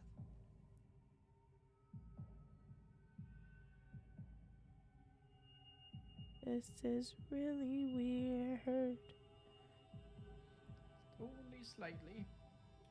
Is there any sounds other than us? Is it really echoey? It is echoey. Give me a perception check. I'm gonna do that too. Sure. 11. Or wait, am I proficient? No, I'm not. 19. I don't think. At Maybe. disadvantage, because they were both 19. Both of you hear the sound of water dripping somewhere. Just a very soft, casual drip. See, I would say that water's not scary when you hear a dripping sound, but last time there was water dripping, it went whoosh. Yeah, And we that don't have was- a good history with water dripping. It's kind of scary. Brooke, you hear movement of some kind. It sounds like something brushing against something. Slight chittering and nothing. Just quiet. Oh, Jackson, did you hear it or just me? Because I don't know if Did my I hear mind's playing tricks on me. You did not. No, Only I Brooke. didn't hear anything. What was that? It's like something brushing up against something else and chittering sounds. And like chittering. Like, No. is it scary? You tell me.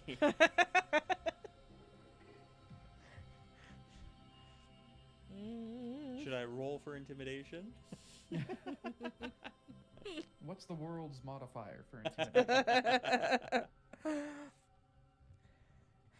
Oh. Liam, did you hear it? He looks over at you and nods slowly. Ugh. Oh boy. Why would she come down? Do you think she came down in here? Do you think we just found this place? Is she a vampire?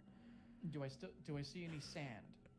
Do you see any sand? There's a little bit of sand on the steps moving down here that kind of disappear off into the darkness ahead of you. Well, I mean, there's sand, which was the sort of only inclination I had that she came down here, came to this cave in the first place. So no, I'm why gonna say would for she the be down sound- here? Yeah, I'm gonna say for the moment you guys progress to the bottom of the stairs, open the door, and you're just kind of standing in this space, looking at the hallway in front of you. well, if we follow the sand, we can maybe possibly retrace her steps. Okay. You're leading the way, Jackson. I'm so tired, and this doesn't feel real, and I know I've been pinched, but there's weird sounds. If things good, start I can making take a weird hit. smells, I'm out. All right, well, I'm just going to start following the sand. I am not going to get eaten today. I'm going to track sand. Track sand. Mhm. You guys walk down here, your head constantly brushing against the ceiling on either side of you. Again, shallow inlets where torches would have been lit at one point in time, now just brass fixtures. And you come to a little bit of a split. Oh. It appears that there are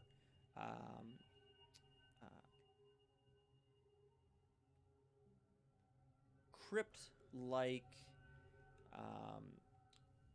carvings in the wall, so spaces where bodies would be interred.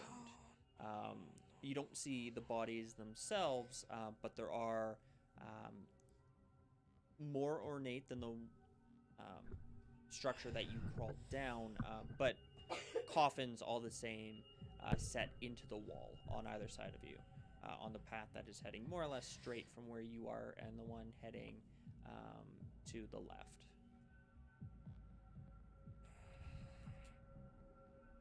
And where does the sand go? Heebie-jeebies. The sand seems to move to the left. Then we'll follow to the left. I will note that down here, as you track your light against the walls and against the ground, there's a lot of dust down here, and the dust seems to be disturbed in both directions, as in you see a number of footprints going in either direction. I would like to Well- point out I cannot be surprised while I am conscious. And creatures do not have advantage on attack rolls against me as a result of being hidden. See, if this was a natural environment, I would also just be intimately alert all the time. But that is not the case. No, this is not natural. So it appears as though both paths are disturbed, but the sand goes this way. I mean, I guess we follow the sand, right? Yep. Okay. You turn to travel that way, and both of you hear the sound of something moving in the distance. Mm-mm. How wide is this walkway, I should ask?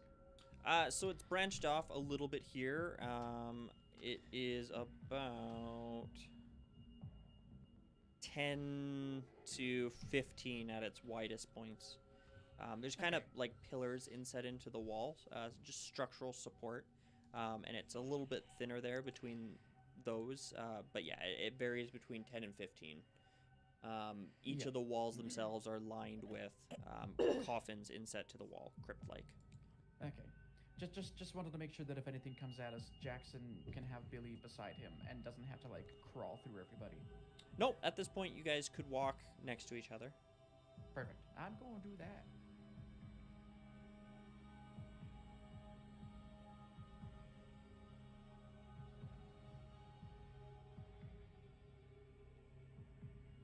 You continue to head forward, and the scratching sound becomes a bit louder. You hear the sound of something.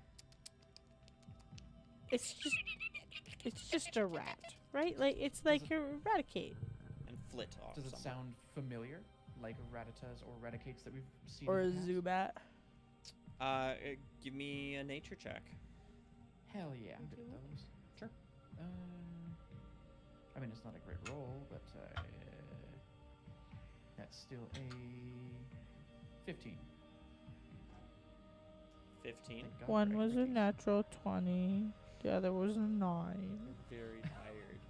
Brooke isn't sure. She's picturing humanoids crawling along the ceiling with glowing red eyes, Chittering like fangs, Raticates. and disappearing It's into the Eradicate darkness. Man. Jackson, this reminds you a lot of when you guys were in the attic of that church. The sounds are very similar to the sounds that those creatures had made. The sounds of the Zubats or the sounds of the Golbat? Hard to tell the difference. It was a cacophony of sound at the moment, but akin to either. Okay, Matthew Mercer. Alright, well, it sounds like Toothy Maw. either the Golbats or the or Zubats is what I'm kind of getting from this.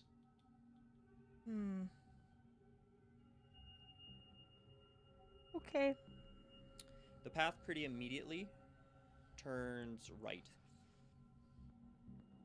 And the sand keeps going? Well, if the path only goes one way, then yeah. Yeah. Though the sand seems to be, your path of sand seems to be diminishing a bit. You imagine she As it did would. just haul a bag of sand down here. Yep. And then we follow. You continue to walk in Liam, that direction. I'm kind of really tired. Do you want to listen? Are these things getting closer? Closer? Like, are they aware of us? Do they seem aware of us? He stares down the path. Can you get me to give him a perception check? With advantage.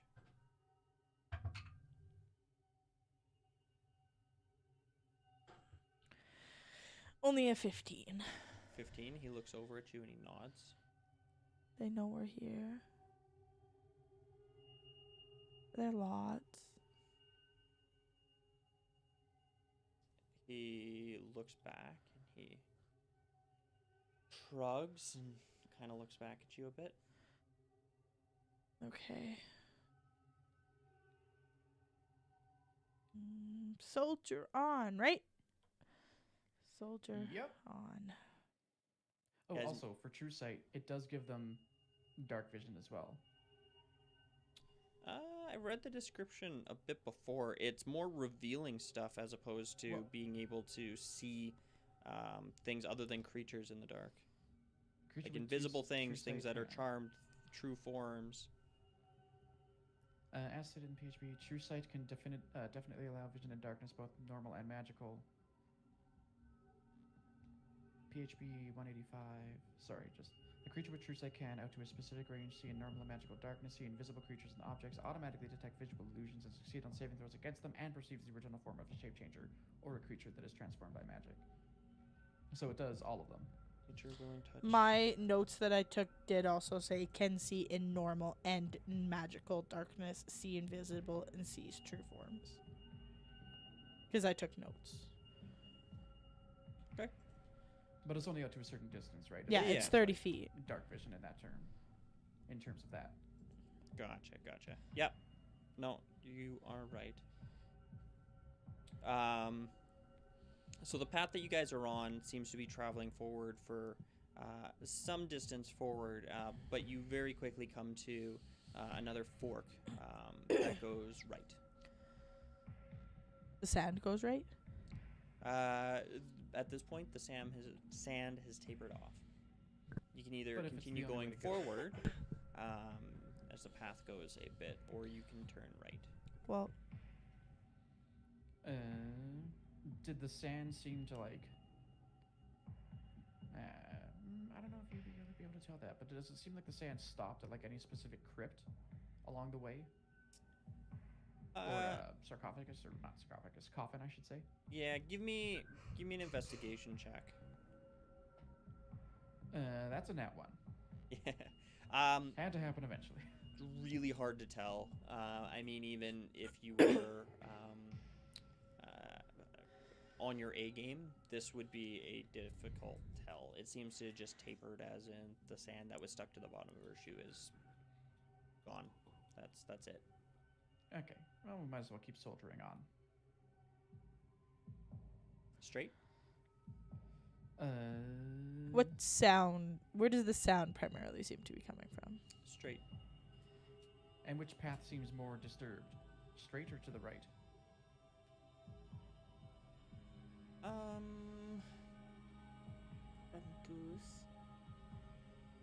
Footprints. Hard to say. There seems to be a pretty, not steady, but traffic that heads from both directions. And not a lot, like at most a couple pairs of footprints coming from each direction. Are all the footprints the same size? Yes.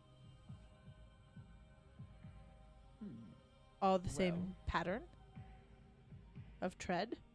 Yes. Is it like a running shoe? Are some traveling this way and some traveling like back, like they did a loop?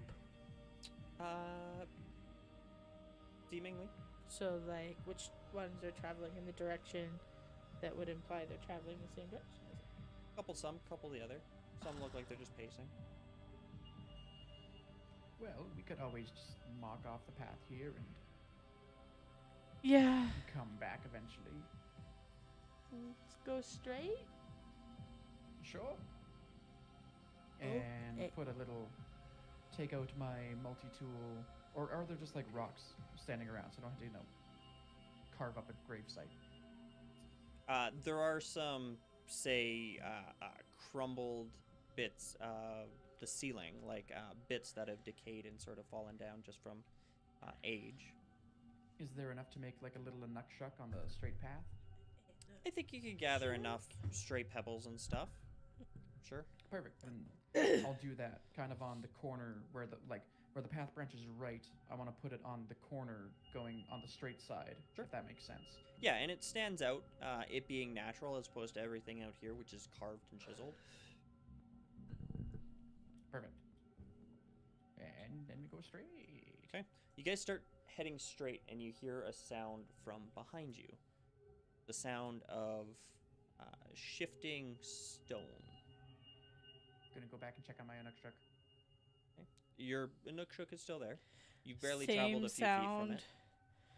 Okay, I just wanted to make sure it wasn't like someone pushing it over or something. No? Did someone just Like a lock us in Pokemon this fucking crypt? with us. Jackson, did someone just lock us in this crypt? Did it sound similar to the sound that the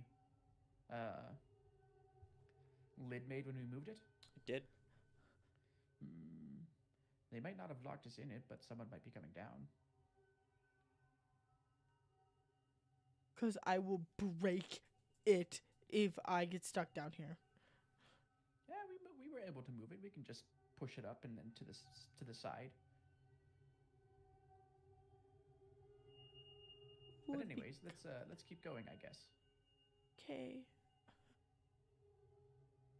You hear the sound of footsteps coming from behind you.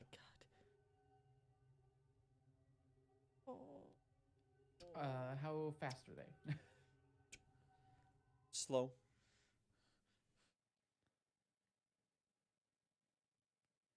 Well, let's just keep going then. They're vampires. Yeah, I just keep following Jackson. Tired and You guys paranoid. ignore the sound, and you start to head forward once again. Oh, not ignore. We're gonna keep listening for it, but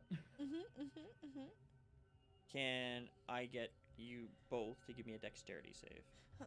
dexterity save. You can. Ah, that's cocked, and I hate it because that was good. That's worse. Great. And Liam. Oh yeah, and Billy. Yes, because all of them are out. Well, that's a 7 for Jackson Ooh. and a natural 1 for Billy. Oh, wow. Yeah, not very dexterous, eh? That's a No. 23 for Liam. And a 5 for Brooke. Sorry. A 4 for Brooke. 25 for Liam, you said? 23.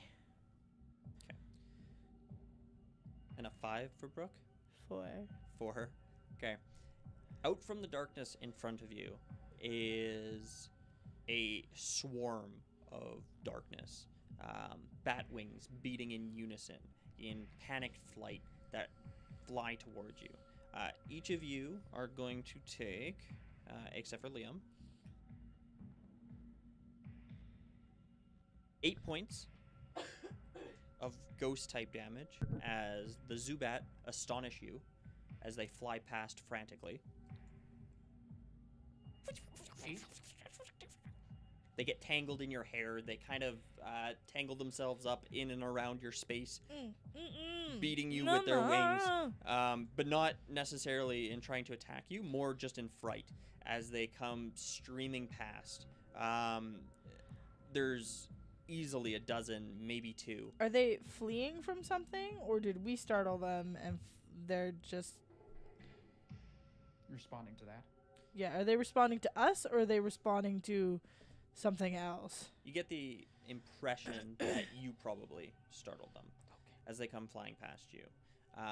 And then somewhere behind you in the darkness, as they trail off, you hear the sound of, oh, oh, oh, oh God, oh! Does it sound like the Is that a guy? familiar voice? It does sound familiar. Like that guy?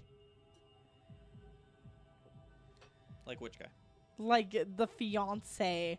Does. Eugene. What's his name again? Eugene. Should we just call him out? Sure.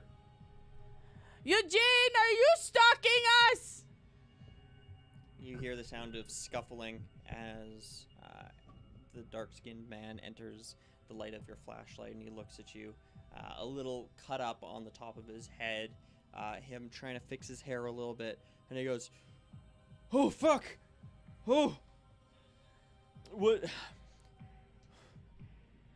Well, that was close, huh? What are you doing? I following you." Why? Why? Well, after you left last night, I watched you as you walked away.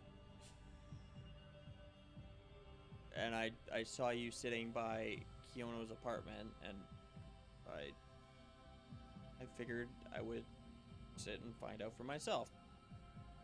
And then when she came back and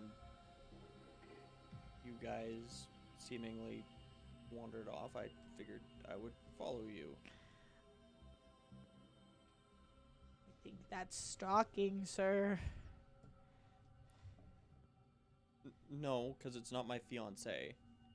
It's stalking regardless of who it is. It doesn't have to be your fiance. It can be a perfect stranger. What does the last name Delaney mean to you if you're down here, sir? Nothing.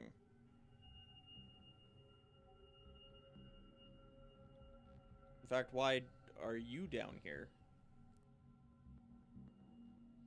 Yeah, we just wanted to check something out here. Mm-hmm.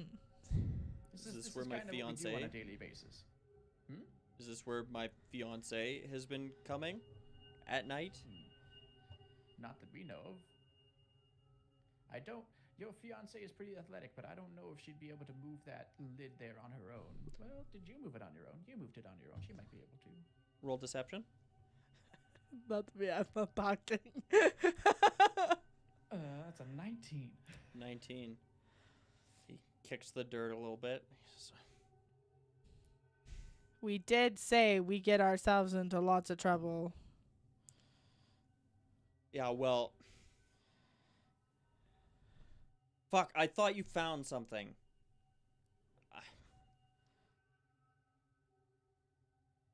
Did she tell you anything last night? Is she keeping something No. from... What is she keeping from me? She didn't tell us anything last night. She was perfectly. She was offended that we had stayed and just Yes. told us that she was going to bed.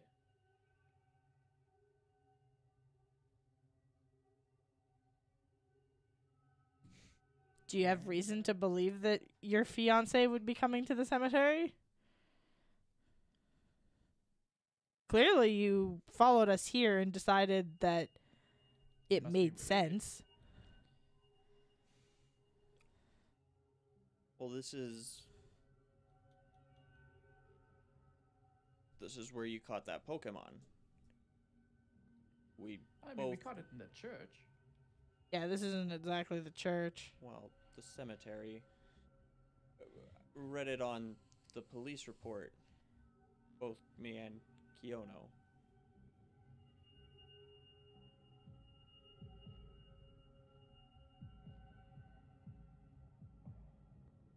I mean, it's gonna be dangerous. Do you really want to be wandering around down here? He looks from either side and he rubs his one arm and says, I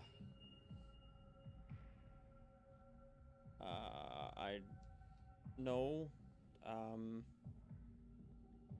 mean, if you don't think that this is where Kiono's been going, then I don't see why I should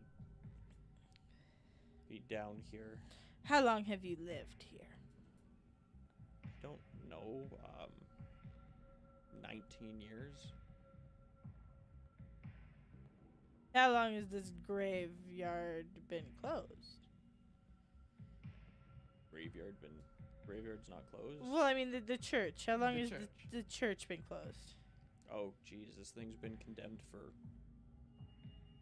long time. I don't know. Are there a family of Delaney's that live in this city? I don't know. I don't know any Delaney's.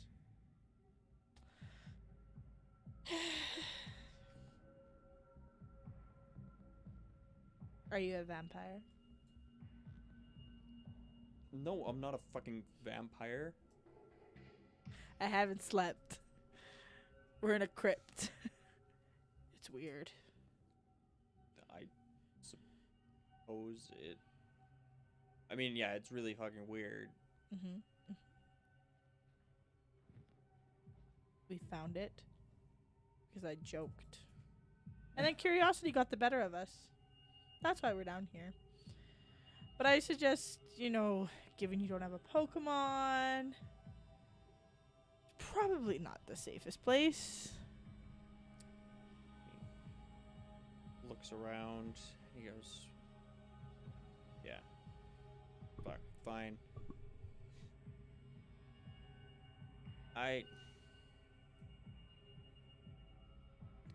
I'm sorry, I thought you were tracing her steps. Fuck. No, Jackson and I just spiraled down conspiracy theories. We found an old crypt. Then we talked about vampires. And It's kind of a regular Tuesday night for us, really. Morning. Mhm. Night and morning. Especially when we're lacking sleep. You see him grit his teeth and he swears. He turns to one of the walls and kicks one of the coffins and goes, "Fuck!" And as he does so, your flashlights both sort of flicker in tandem. He beats his fist against one wall as he turns to head towards the exit. And again, the flashlights each flicker.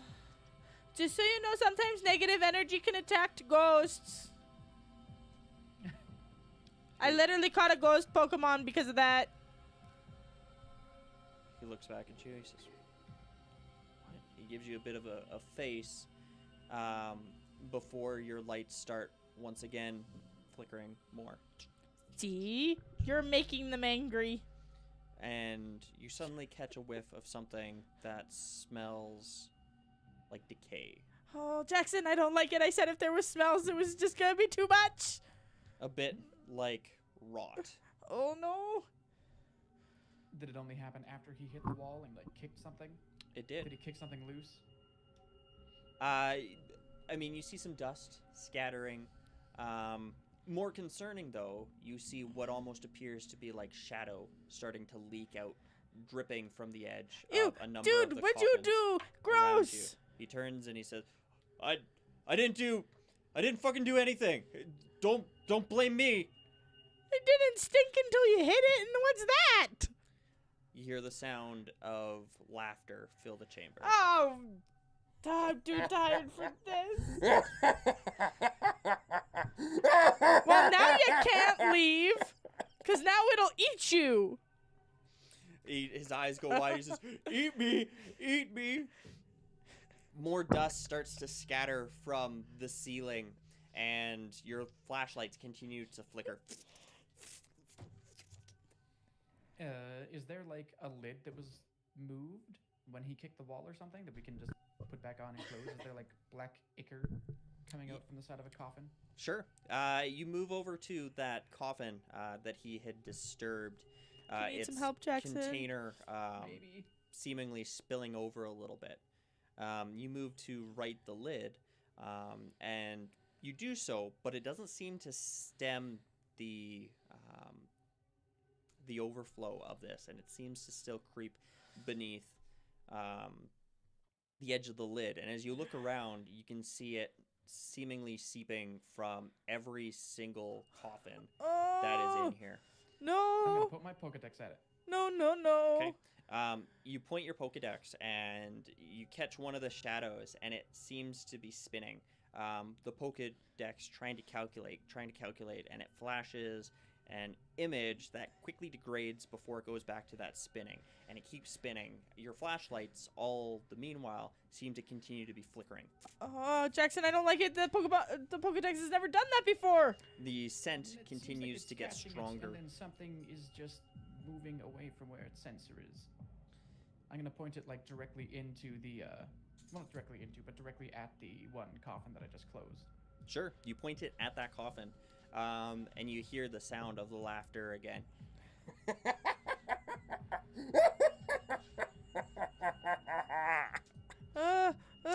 Finally, the Pokeball seems to stop spinning on an image, and you see this cloud of somewhat purplish / greenish spectral sort of wave / whirlpool of energy. There seems to be glowing green orbs and some sinister twisted smile in the center of it that seems to rotate with the rest of it. And the Pokedex reads, Spiritomb, the forbidden Pokemon. Exactly 108 spirits gather to become this Pokemon. Apparently, there are some ill-natured spirits in the mix. That's a Well, lot at of least we know what spirits. it is now. This is not. No. Where is it? Can we see it? Eugene Everywhere. turns to look at you, and he says, "What the fuck, man? What did... You I- kicked it! I didn't mean to." The darkness... It's fine, it's a Pokemon, we can figure this out. Jackson's the only level-headed one. It's fine. To be fair, it's a 16-year-old girl and a guy who's already got his fucking, like, is emotionally high. The darkness seems to be collecting on the ground underneath where the coffin is at this point, and it's just like a river of weird shadow that is slowly gaining in this purplish greenish color. And that pool of darkness seems to be skittering in a motion across the floor, flipping over itself, growing in tendrils, and slowly spider-like / octopus / something otherworldly starts moving, and then suddenly, very rapidly, starts charging towards Eugene. It sort of Liam! stops at his feet, and then suddenly just disappears. Get in front of him so, I don't know, protect him. He's just a dude. Okay. Liam runs over in front of Eugene, and Eugene looks at him very surprised, and he goes, "What? Where'd it go? Where the fuck did it go?" It's a Spiritomb. Spiritomb. Hi, my name's Jackson. This is Brooke, and this is Eugene. I'm sorry for Eugene having disturbed your sleep. Would you like a ration? Roll a I'm persuasion. just gonna pull out a ration and hold it up. Sure. Roll a persuasion with disadvantage. With disadvantage. Oh, with disadvantage. God damn it, that was pretty good. That's still not too bad. Okay. Okay, so the 1 was a nat 20, which is why I laughed. And then disadvantage came along and turned it into a 15. Okay. You point your flashlights around. The whole while, they haven't stopped flickering. A little bit of dust that was settled on the ceiling loosens itself. Oh, wait, no, 19, or 18. I'm flickers down. proficient in persuasion. Sorry. Ooh, there you go. You look around for any sign or sight of this Pokemon. You strain your ears, listening for something. And you don't hear the laughter. You don't hear the sound of a Pokemon beyond the breathing of Billy, who looks a bit frightened at the moment as he's looking around, looking for whatever the danger may be. Same with Lucario, who's in a fighting pose, looking around. You hear the sound of possibly bone? Like bone touching bone, or a joint sort of snapping. Oh, that's never a healthy sound. You turn to look I've heard at it a lot in my Eugene, life, it's and not. he convulses in a weird sort of direction. His head down, and his one jeez. shoulder flies back. What the fuck? And his head tilts upwards, and his jaw becomes a little bit slack, and he goes... Is he dead? Is he dead? Is he still alive? He's certainly moving. Possessed? But Is he moving towards us and the ration? At this point, he's That not I'm moving offering up towards to him? anybody. His body is moving in a manner that it probably shouldn't. He bends over backwards a little bit, so much so that it's painful. You hear his shoulder strike the wall, and he moves very suddenly to draw himself exactly against the wall, almost clutching it for support, before his head scraping against the cement turns to look at you. His eyes almost rolled into the back of his Jackson head. tried to play nice. Get the fuck out of him! His jaw once again lolls open. Just darkness inside, and you can see almost a swirl of purple and green, and the sound of... Let him go! Billy? Billy, use Mimic. Billy, use Mimic. Very interesting. Billy looks at the Pokemon. He takes a bit of a stance, almost like a mime, touching the wall, trying to suss out what exactly is happening. But he doesn't seem to be able to copy whatever is happening. So it doesn't seem like a Pokemon move.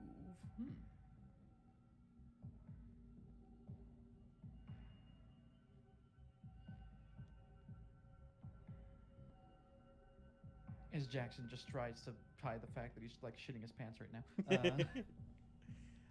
Eugene's head snaps in the other direction sharply. You hear the sound of something pop, but the head stops, and he turns it back in the other direction. The whole while, it sounds like sandpaper scratching against sandpaper. I'm going to pull out the twisted spoon and be like, do you like shiny things? Would you like this spoon? Eugene bends over in front of you, his arms dangling down by his knees past almost to his shin. His head slowly looks up towards you as he takes one step forward towards you. And his one hand comes up, almost grasping for the spoon. You have to come out of my friend to get the spoon.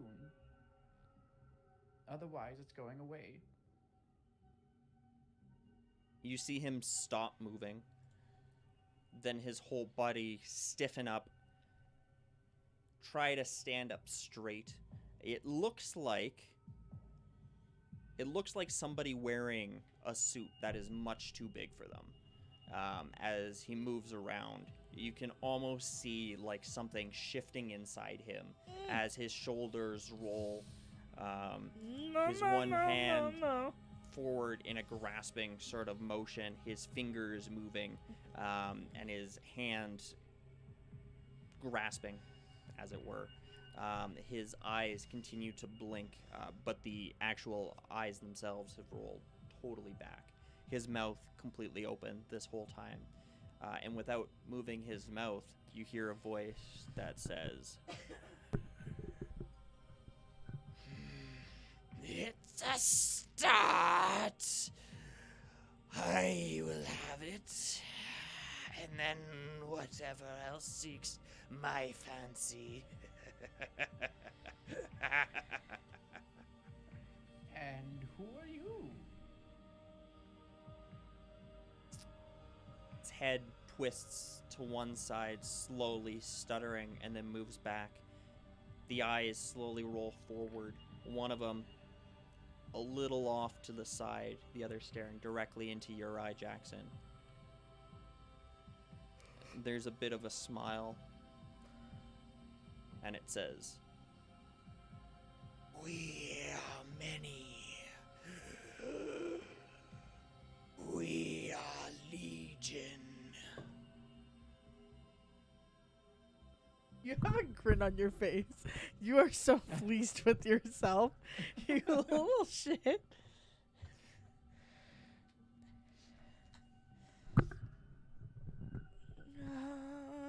And is there any specific spirit I'm speaking to now? There's a bit of a choking, gasping wheeze. And you see a little bit of black ichor spill over the lip of Eugene's mouth and start dripping on the ground.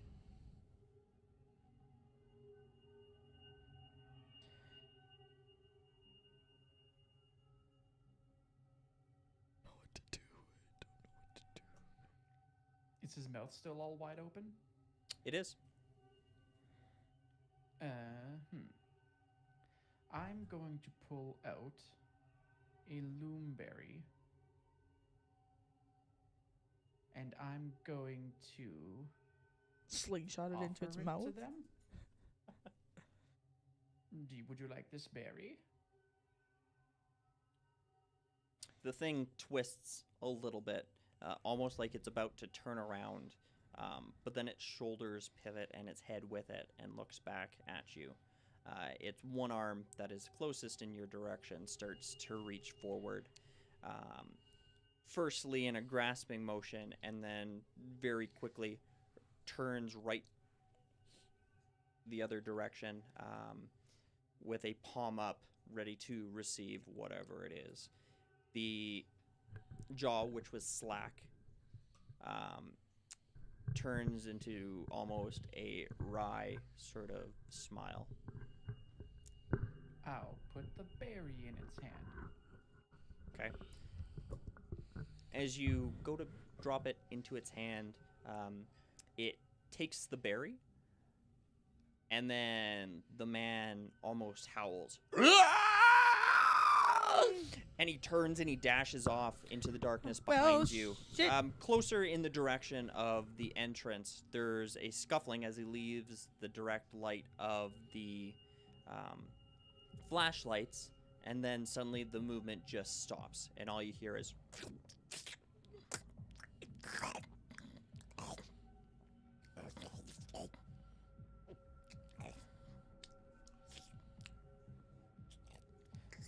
So a loomberry heals any status, just in case, spiritual possession is a status?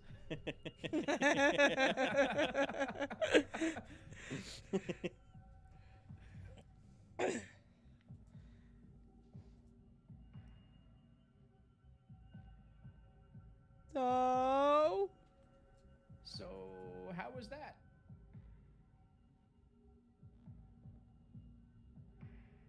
You don't hear anything? Gonna walk over. It will slowly follow too. I'm going to try to walk over as calmly as possible. Okay. Just act like this is a normal day. You walk over and you see Eugene slumped against the wall, totally passed out. His eyes are open, and his eyelids are sort of flickering a little bit. You see berry juice mixed with a black, almost tar, dripping down his chin, but he himself seems to be entirely drained. Like there's nothing to him. His chest is still going. He's breathing. His heart's beating. Does it seem like he's no longer possessed? Give me an Arcana check. That's a My 15. kids.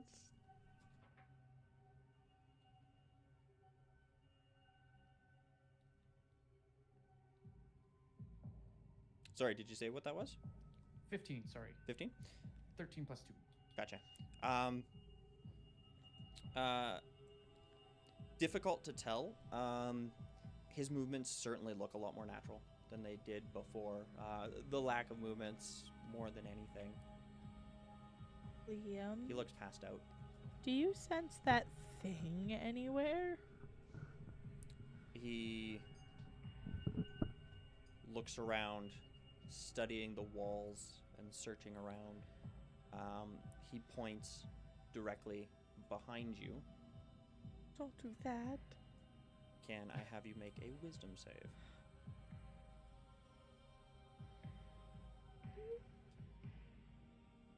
The bard in me was very ready to say counterspell. 4. A 4.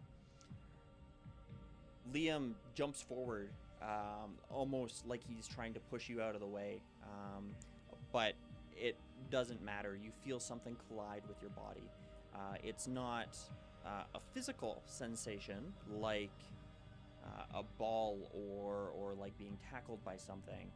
It's like something extra that seems to have seeped into you. You feel yourself losing bits and pieces of your consciousness, just like the flashlight, which is in your hand, which is still blinking. It's almost like your vision itself is blinking until it's almost like you're looking through a theater screen, like an old projection reel, like your own personal screening of this tomb, as the vision moves and turns and looks towards Jackson and kind of tilts slowly. Will Liam do anything? Billy, use mimic again. Billy looks at it and he tries to muster up something. You can hear him going,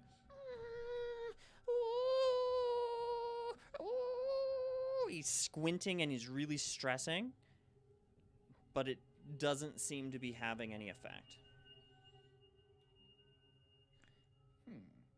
You see Brooke open her mouth, and this low rasp seems to radiate out.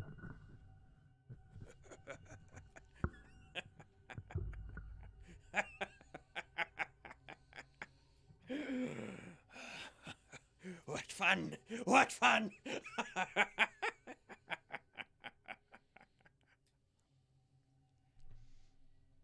I'll give you another berry if you get out of my friend. It looks at you, and it opens up its hand and holds it towards you.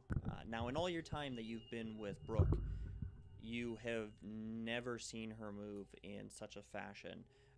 It's like her joints are defying their typical range of motion as they go. Like each is a painful sort of snap that moves in a direction, this way or that. It's not fluid. It's not practiced as if this person has been operating their body their whole life. It's like they're pulling strings and trying to figure out what does which. So as the palm faces forward towards you, the pinky twitches. Her head is down, her hair over her eyes at the moment. Her glasses fall to the ground. Don't have. Oh, my head. My glasses. Gotcha. I will give it a leper berry. Okay. You put the berry in her hand, and the hand slowly starts to grip it, and the fingers seep into the berry.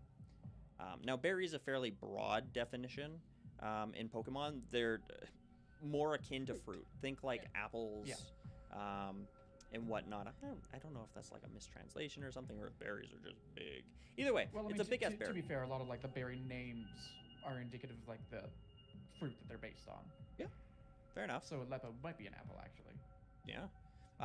Anyways, the fingers start to break the flesh of the fruit, the berry, as they sink into it. A bit of juice running down the edge of the fingers.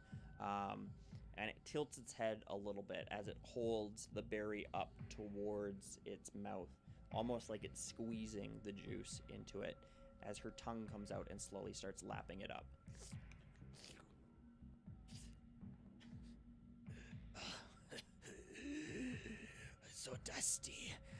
So dusty in these graves. Would you like to come out of the graves? Oh god. It looks at you, the eyes between the strands of hair floating over the face, and you can tell that there's a glimmer of interest. Is there a way that I can get you out of the graves?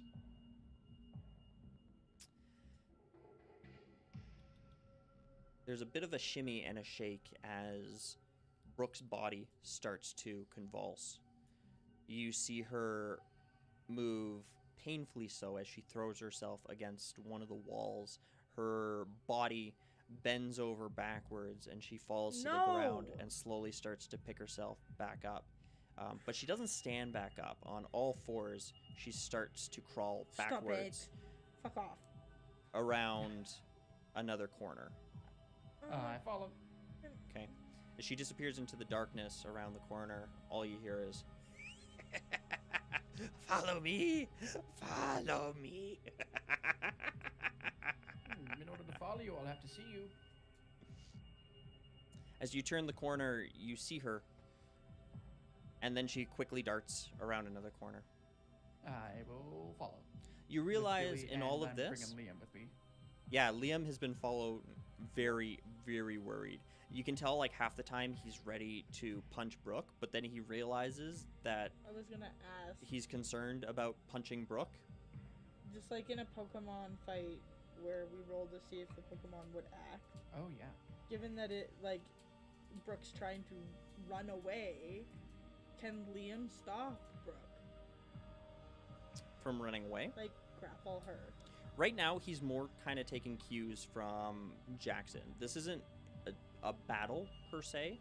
No, I know, The and that's why rules I'm of saying he engagement wouldn't are hit her. very unclear for him. That's what I'm saying, he wouldn't hit her. No. But wouldn't it be, like, reasonable to say try and stop her? Like, grapple her? Stop her movement? Not necessarily. He keeps looking up at Jackson, following his lead in this sort of circumstance. Jackson, you'll note at this point in time that you keep rotating around in a bit of a circle. The area that you walk down, with the exception of the path that you entered through and the one path leading away, is just a loop. The walls themselves all covered with crypt and tombs, and the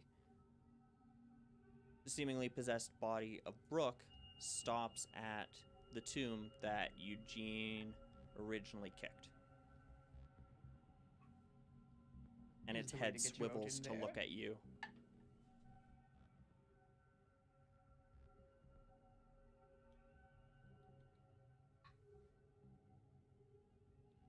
Is the way to get you out in there? Doesn't say anything.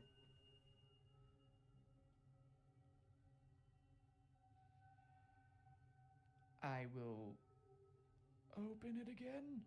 Okay. The lid of this coffin, far less heavy than the one up top. It slides away fairly easily, and it lands with a hard thunk on the opposite side against the opposite wall. Inside, you see a man in burial attire, or what you imagine is the remnants of a man. It reads man from the masculine dress. And he is just lying there, hands over his chest, nothing but bone and dust. Is this your body? You look back at Brooke, and she is deflated. Her body just laying on the ground.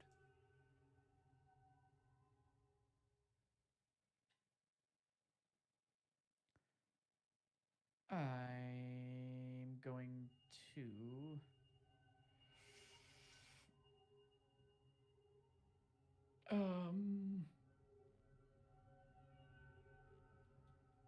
try to put the lid back on real quick. Okay. Assuming that it went into that body in there.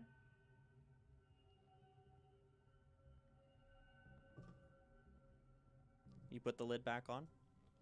Doesn't seem to be any apparent change. I'm going to check over Brooke now and see if she might still be possessed. Give me a medicine check. Oh, God. That's not good. That's a... Do I have a bonus to medicine? Of course I don't. So that's a 4. 4. Hard to tell. She's lying face down. Her limbs are a little twisted. She looks very uncomfortable in the position that she is. I will roll her over and get her into a more comfortable position. Okay. You do so, and her eyes slowly start to flicker open. Brooke, you see clearly in front of you Jackson, who is leaning over your body. You okay? Dumb question, I know, but physically, are you okay?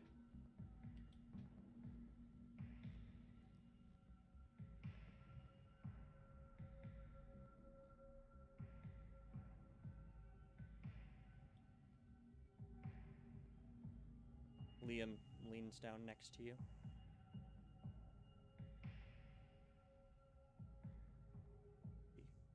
He shakes your shoulder a little bit. Ooh.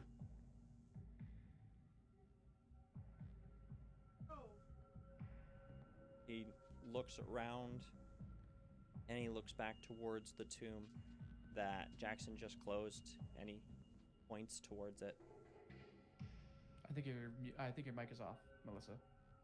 Oh, yep. Yes, it was. I shut it off when I moved to get out. Thanks, Matt. Because I'm watching the stream, so I saw your mouth moving. I was like, wait a minute. But where did it go?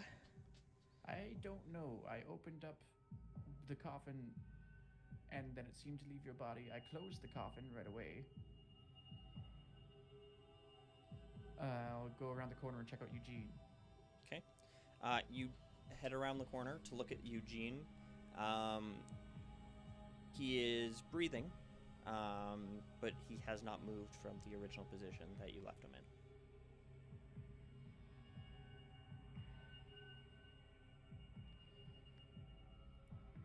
Why would she come down here? Maybe she was possessed by it, and is still possessed by something?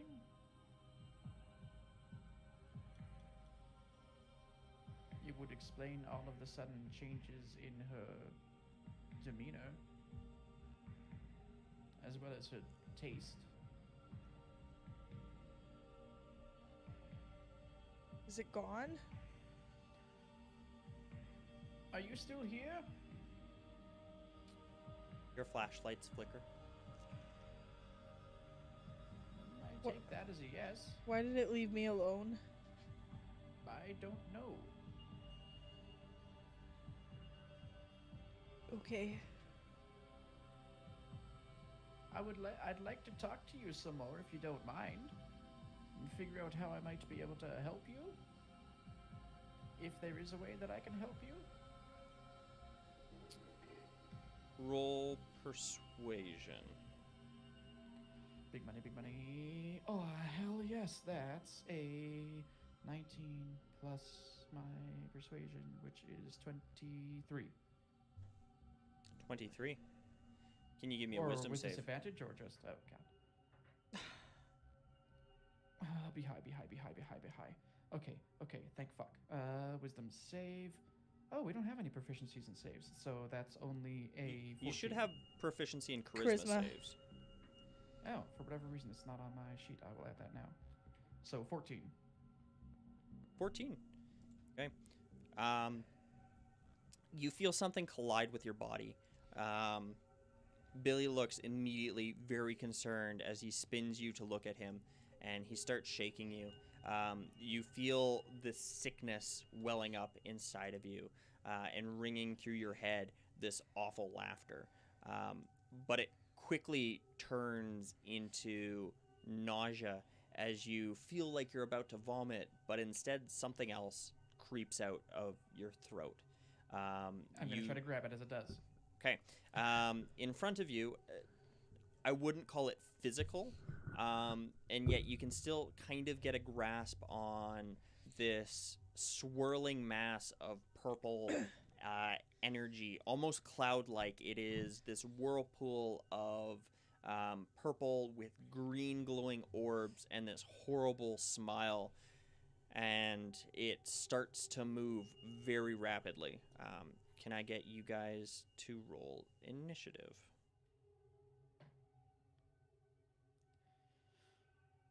Sure. Okay. That's a 10. Is a I'm also going to run to the washroom real quick. Yeah, all good. This is a good time for a break. Brooks is going to be better than mine. Probably not. I didn't roll very well.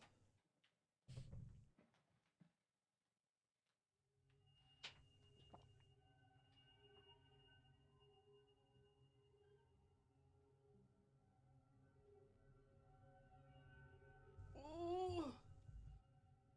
Wouldn't that break? Yep.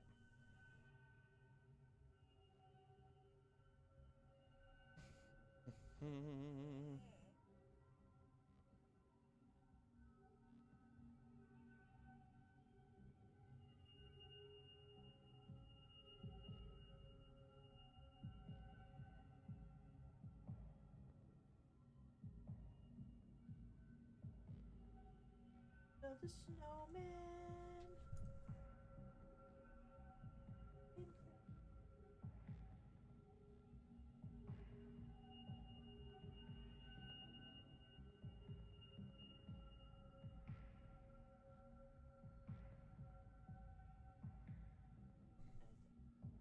Good idea. I could use a quick drink.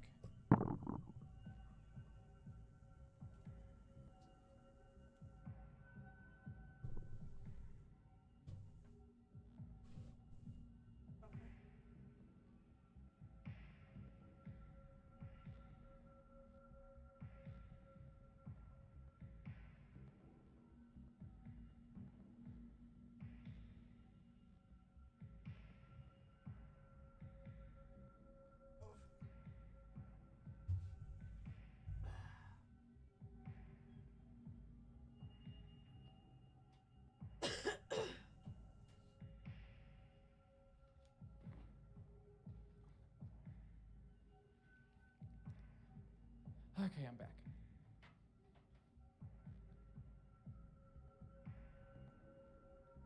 Oh, we're taking a break. Okay, perfect.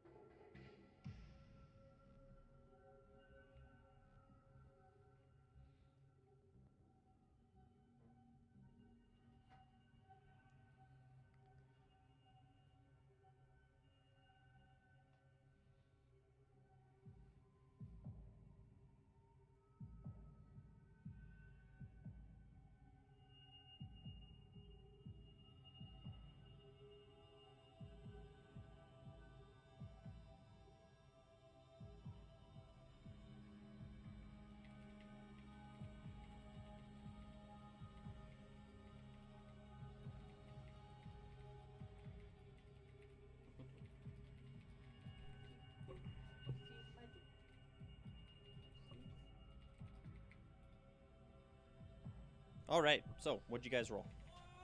I rolled a 10. You rolled a 10. I rolled a 5. Oh, wow.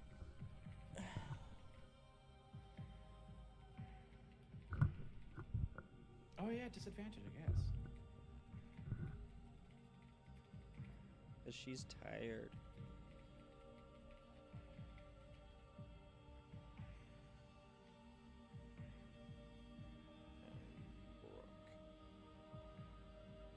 Okay.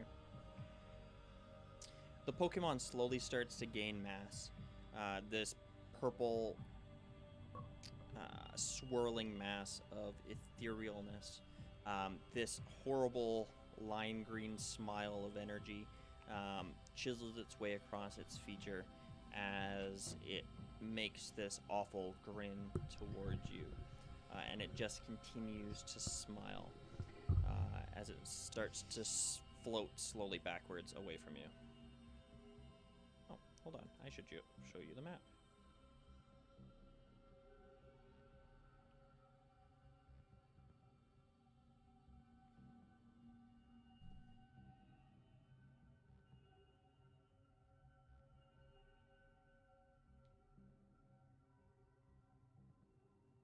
I will let Melissa adjust the encounter map. It's like, I don't like doing two things at once. Matt's way better at it. And the Pokemon starts to move backwards, sort of chuckling to itself as it goes. Is it actually moving away from us? Yep. Can you use a ranged move as an attack of opportunity? Or does it have to be a melee? When it comes to Pokemon moves.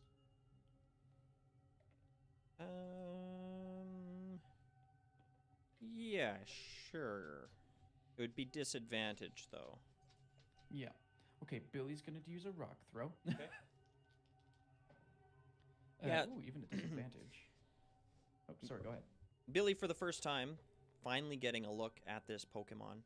All of you, I should say, for the first time, getting a look at this Pokemon. His first instinct is to immediately chuck a rock at it. Woo! Yep. Why is Billy's thing changed? Why is... Like, Rock Throw doesn't have the full description. It just has you hurl a rock at an enemy Pokemon, doing 2d6 plus move rock damage, and it doesn't have, like, the extended and increases at such and such or whatever. Oh, I don't know. But anyways, we'll figure that out after.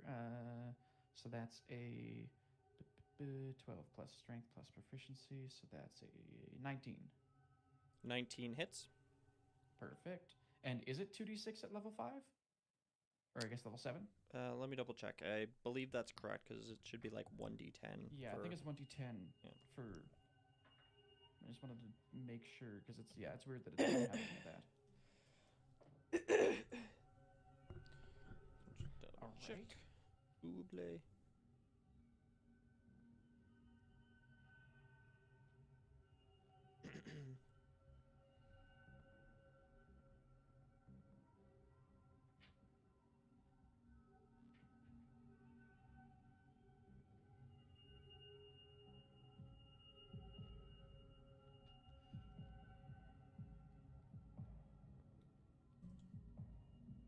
Uh, 2d6 at level 5.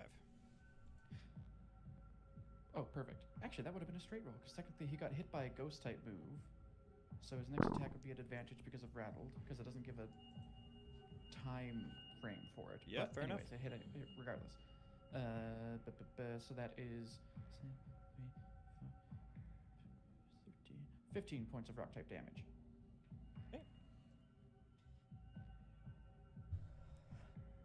Okay. It seems to strike the Pokemon true, and as it does so, Billy seems to be particularly shaken by this Pokemon. Billy, mark off double what the PP would have been to use that move.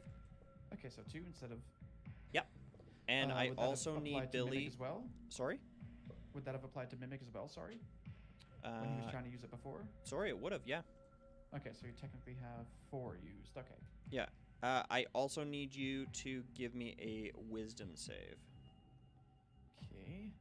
Oh, thank God, Billy. That's good. Oh, but that's a minus. That's a 14. You see dark tendrils sort of sap out of Billy, and he immediately looks far more exhausted than he did before. Please remove 8 points from rock throw. 8 points? 8 PP from rock throw? 8 PP. So down to all of them used up already. Okay, perfect. Yeah, Billy looks over at you and he's breathing heavy. The spirit tomb laughs to itself.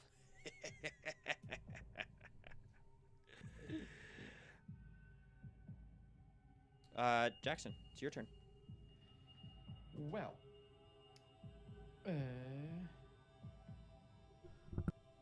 Well, I don't think there's too much that you can do, Billy. Use Mimic again? See Okay. if you can do what it just did to you. Okay, he reaches out his hands. The spirit tomb's gonna make a wisdom save. What would Billy's DC be for that? So it'd still be wisdom. So it's based off of his wisdom? Okay. Yeah. So the DC would be 8 plus 3 minus 1, so 10. 10? Easy, so that's a 12. Damn. Yeah, so he reaches out to try to mimic what the spirit tomb just did, seemingly having no effect. The spirit tomb shrugs off the attack. Anything else?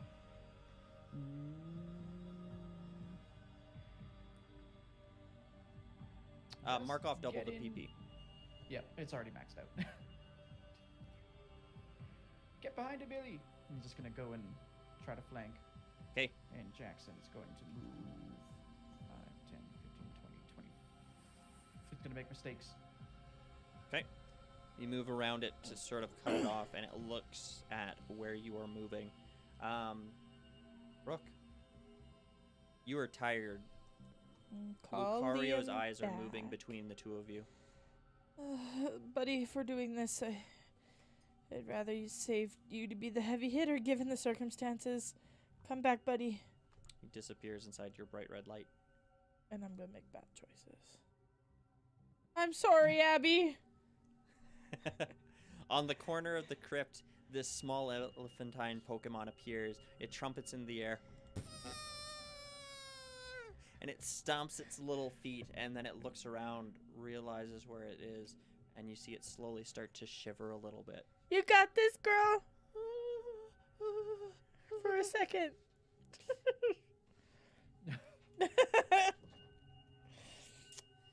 The spirit tomb whips around to look at the two of you, specifically at the Pokemon. It smiles at you, but it lobs what appears to be a ball of darkness towards Billy. The ball strikes Billy square and sort of seeps into his form, and you see Billy start to teeter a little bit. He is confused. Okay. He is going to be confused for the next 2 turns. Next 2 turns. Okay. To enter and give you a little. Wow.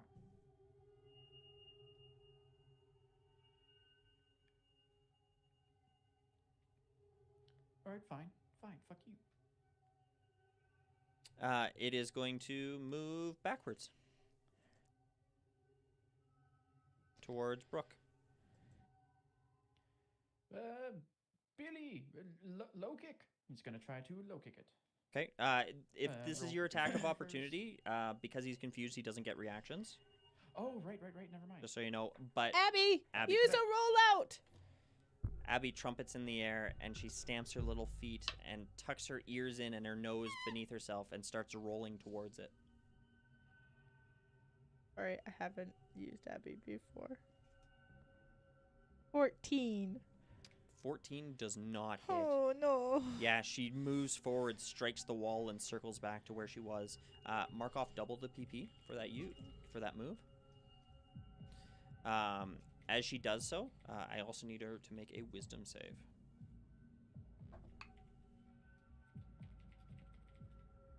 Ticks. Remove an additional 8 points of PP from that move.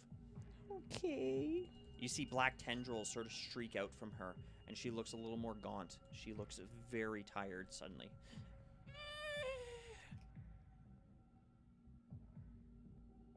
I don't like this. Jackson, it's your turn. Did you skip me? That was your attack of opportunity. It yeah, was and you Spirit sent Tomb's out turn. Fampy on your turn. Right. Jack. Billy, cry at it.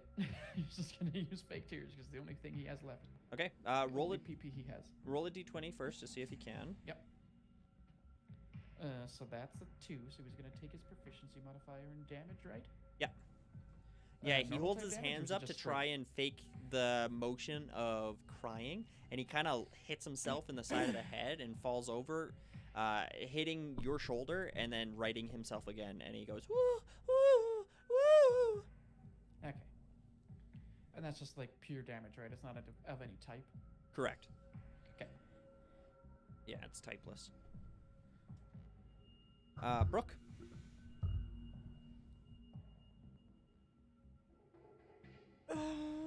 Feeling kind of screwed because I'm pretty sure Lucario can't do anything against this ghost Pokemon.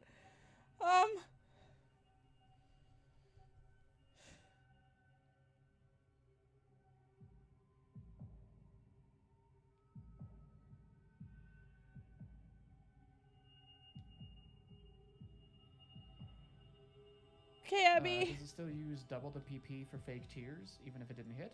Yes. Yeah, as per its ability, Pressure, any moves targeting this Pokemon directly cost an additional 1 PP. Perfect. Okay. Wait. So Wait. Use Odor Sleuth. There you go. It needs to make... Doesn't say it needs to make anything. Oh. It reads, when you activate this move, choose a target in range. For the duration, the target cannot activate any move that would increase its AC.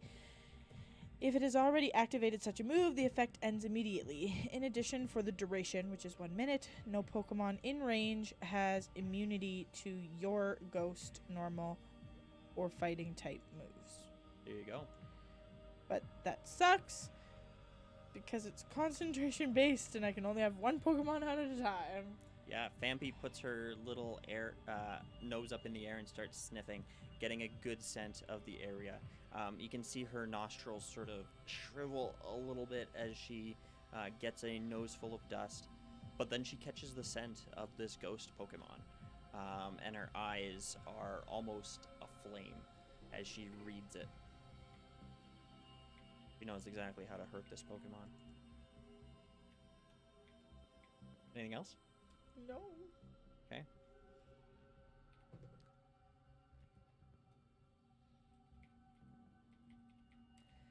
The Spirit Tomb looks back at your Fampy, and it releases a wave of darkness towards it.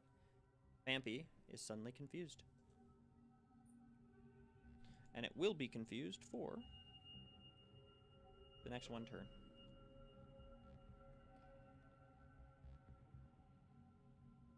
Jackson. Well, try to cry at it again, bud.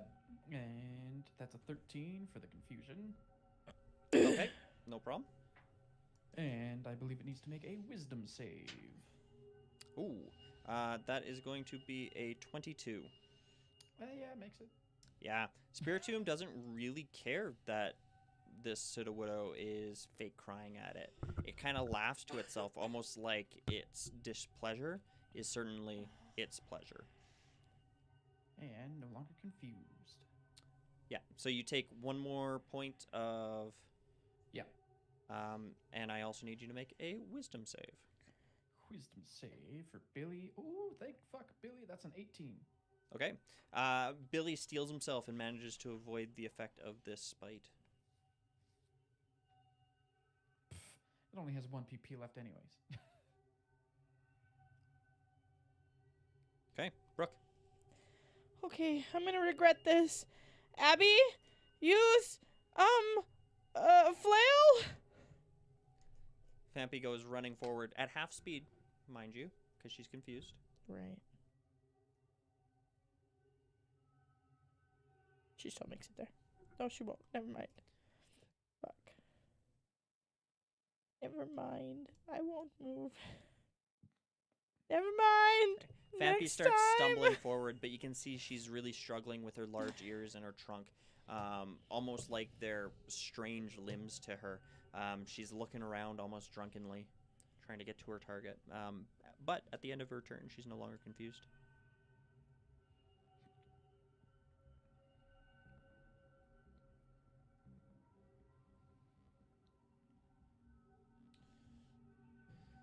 The Spirit Tomb is going to well up another ball of darkness and shoot it towards Sudowoodo. Sudowoodo is now confused again God damn it. for 2 turns. For 2 turns again? Okay.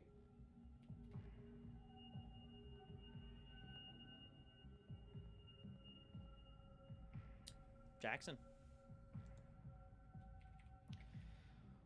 Well, there's not much that Billy can do here, so where... Maui, help! So she's just gonna get behind it. Okay, as you swap out Billy, a streak of darkness moves from Spirit Tomb. Does a... Oh, yeah. Yeah, does a 22 hit Billy? Yep. Billy is going to take...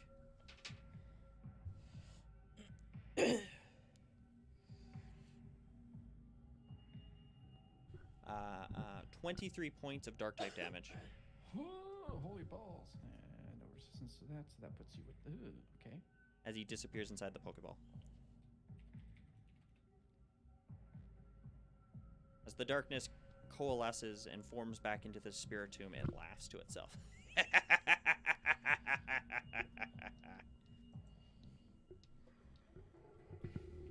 Brooke. Okay, Abby. Now let's try flail. And I pat Maui on the head and go, thanks, Maui. You have to go back up. Maui stands there fiercely. 21. 21 definitely hits.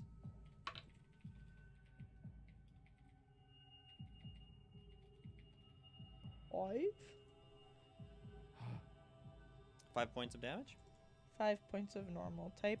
Perfect, which actually hits, strangely enough. The Spirit Tomb is almost surprised that this flailing maneuver strikes it solidly, and it rears back and goes, "What?"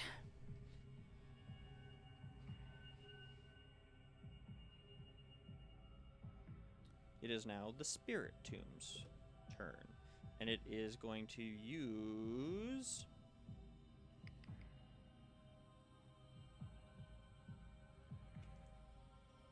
Confuse Ray on the Fampy. Fampy is now confused for Again. 1 turn. Jackson. All right, Maui, just give him a nom. She's going to bite him. Okay. And with advantage, that's a 19. Wait. Hey, so he flinches. That's good, actually. So natural 19. I'm assuming with the 26, that hits. 26 hits, yes. Perfect. And it flinches. I can't remember what the shit that does, but... so It'll roll at disadvantage on its next attack. Right. So... it's 2d8 at level 5. 2d8 dark. That's... Oh, the second lowest I could have rolled. So that's only 7 points of dark type damage. Only 7 points. Okay. It definitely grabs a bit of the spectral sort of entity and tears at it. And you hear this horrible as it does so. I need Maui to give me a wisdom save. Come on, Maui, you're wise. Oh, actually, you are kind of... Oh, you have proficiency in wisdom saves, so that's a 16. 16. Yeah, she steels herself and is not bothered by the Spirit Tomb spite.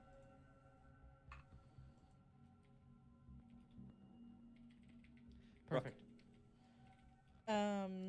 What does confusion do again? It is around this turn, and then it's gone. I know, but what does it do? Oh, okay. So confusion.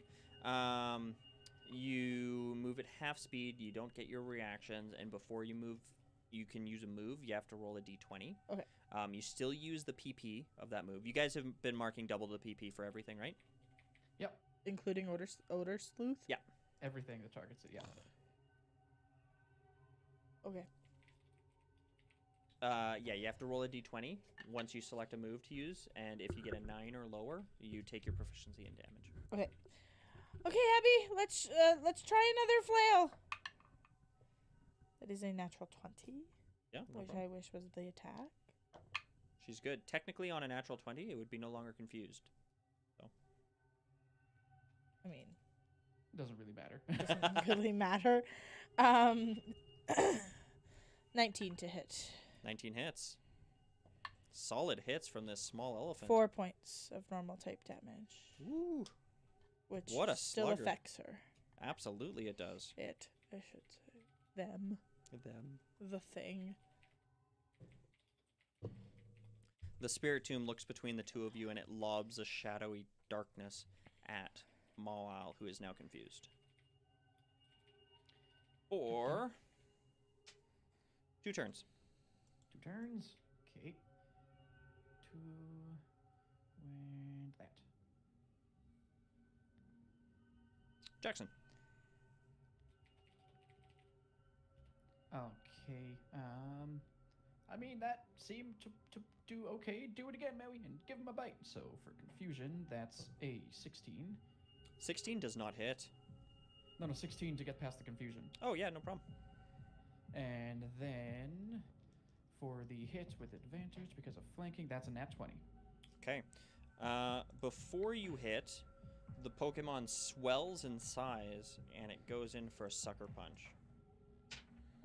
As its that doesn't reaction, sound it good. triggers before. Sorry, that's an 18 to hit. 18 hits. Just. So Maui is gonna take. Oh wow. 22 points of dark type damage. Reduced to 11. Because she's resistant to dark type damage. Perfect. And now roll your damage. So that was a nat 20. It's 2d8 for bite. And that's better, so that's 9.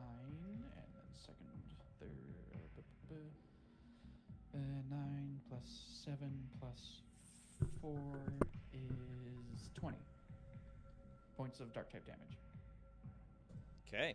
A solid hit as Maui rears back with her giant maw and rips into this thing. As it tears away, you just hear.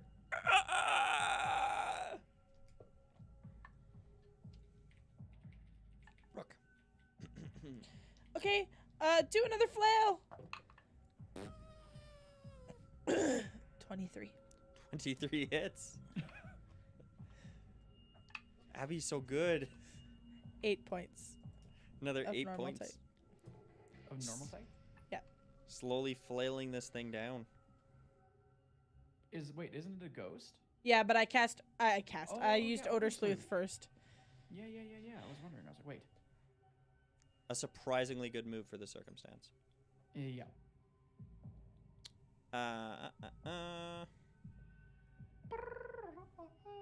The Spiritomb is going to throw a ball of darkness at Abby, making her confused.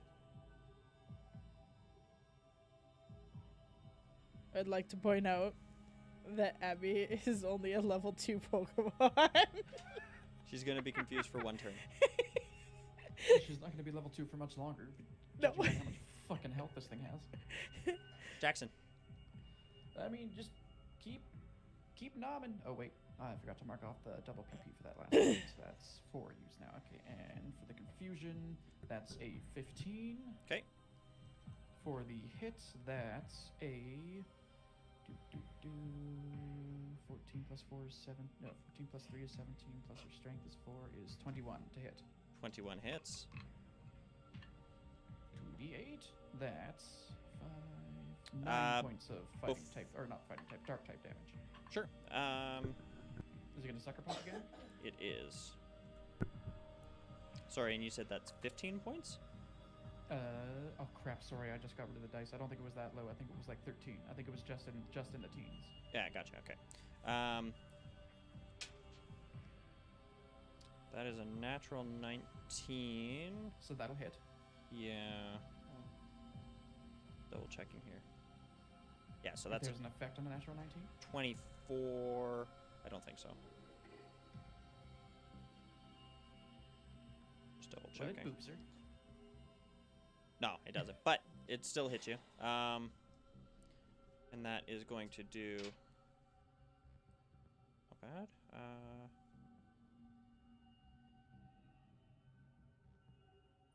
21 points of dark type damage. Reduced to 10 because of resistances. Okay. Not bad. Turn around. Brooke. Sorry, I sneezed. Okay. Fampy's no longer confused this turn. She's not? It would end this turn, wouldn't it?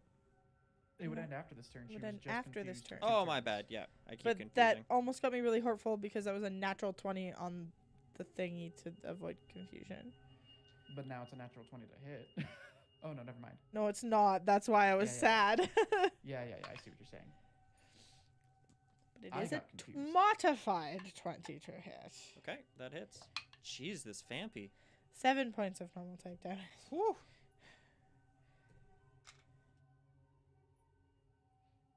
Okay, Spiritomb looking between these two Pokemon on either side of it who are taking hits.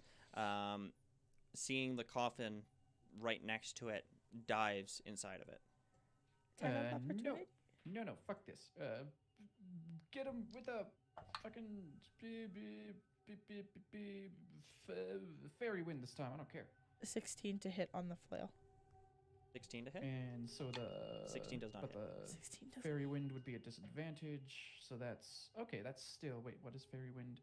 Dex or wait? What is that? See, Dex or charisma. So either one, it doesn't really matter. So that's a 14 plus 3 is 17 to hit. 17 just hits. All right, so fairy wind, mark off 2 more PP. How much damage? No, not 1d6. It is more than that because you're level 5. 1d12. 1d12. And max damage. So that's that's only she's fairy type, so that's 13 points of fairy type damage. Okay. How would you like to finish this?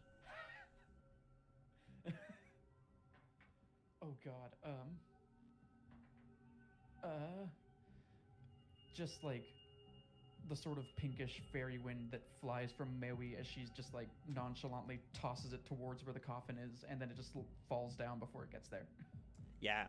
So, unbeknownst to any of you, as the fairy wind summoned forth by Mary strikes this Pokemon, it is caught in it. And it almost looks like it's being disintegrated by this pure wave of energy. It screams, taking increased damage from fairy type moves. Really? As it slowly starts to break down, it falls to the ground almost limply, this writhing mass of ectoplasm that's both green and purple, less whirlpool and mist-like. It slowly limps towards the coffin itself, and before it can snake itself over the top of the coffin and inside, just this sliver of what it once was, it almost sort of evaporates into the air. And it's gone.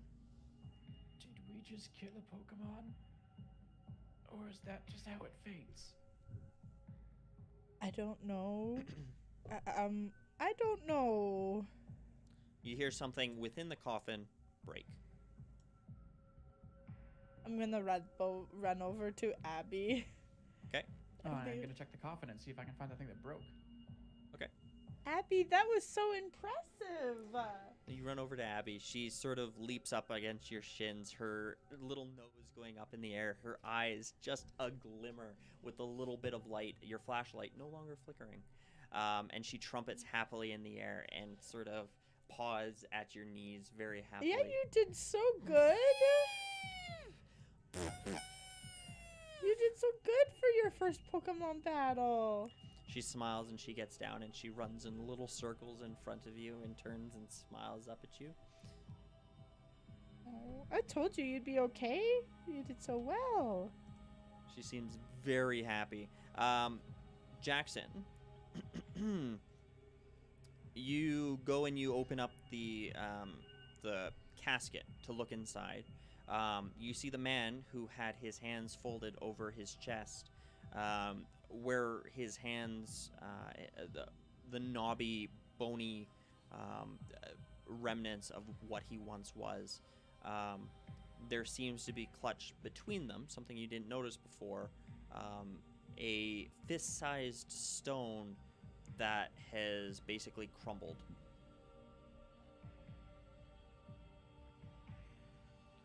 Huh.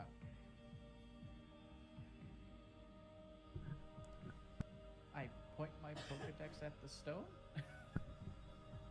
Because everything is confusing me now?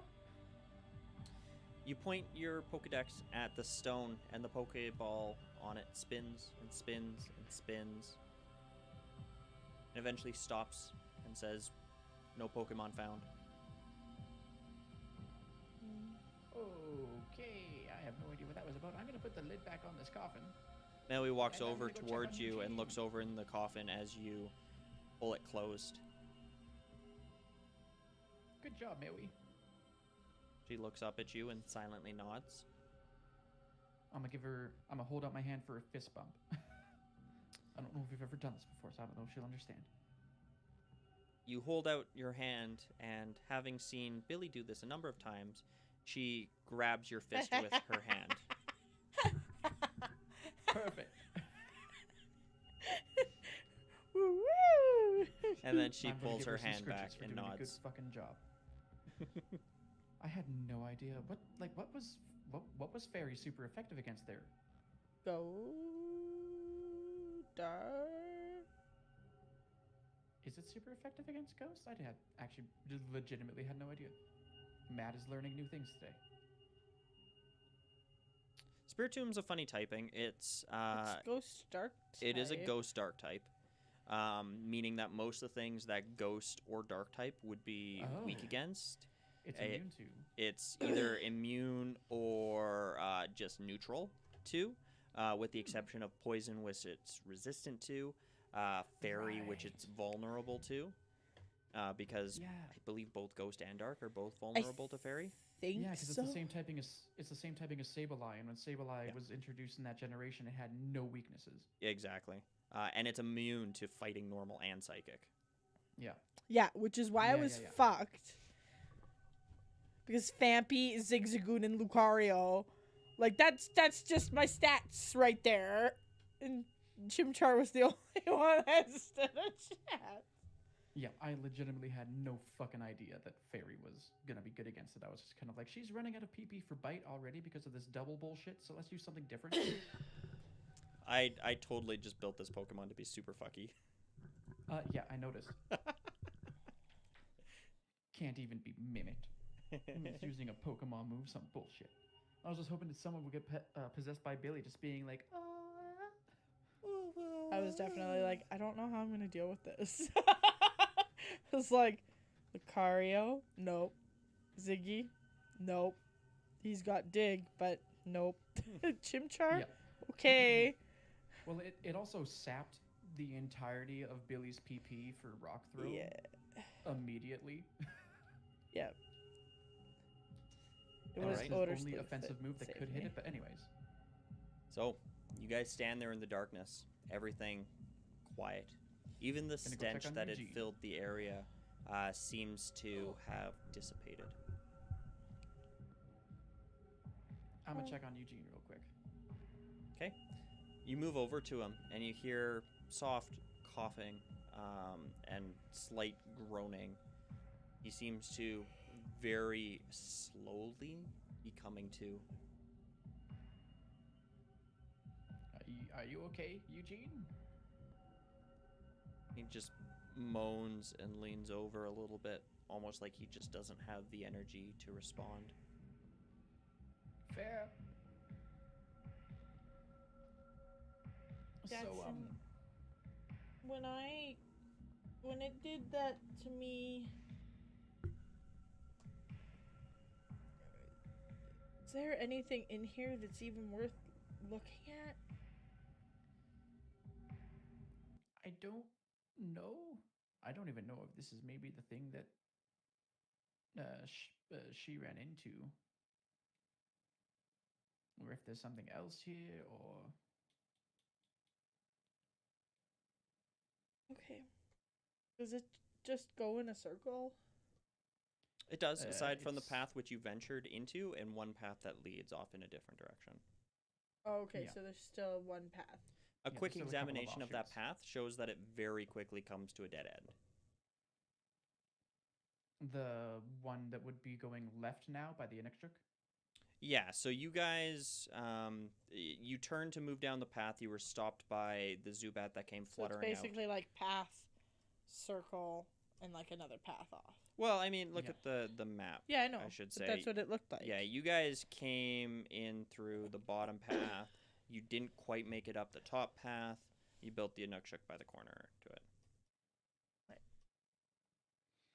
I mean, we may as well look through everywhere that we can at this point.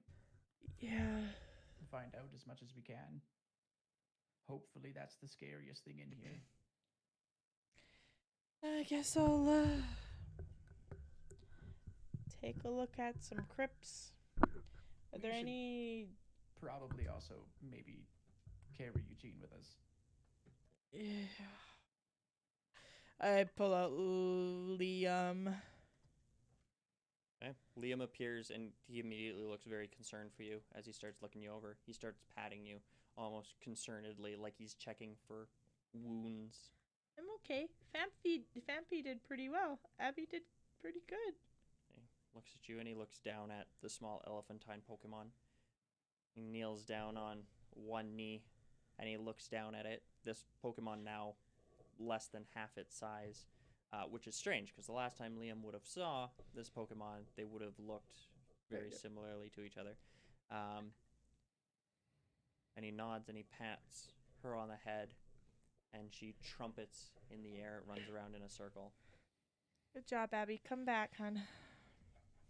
I call her back.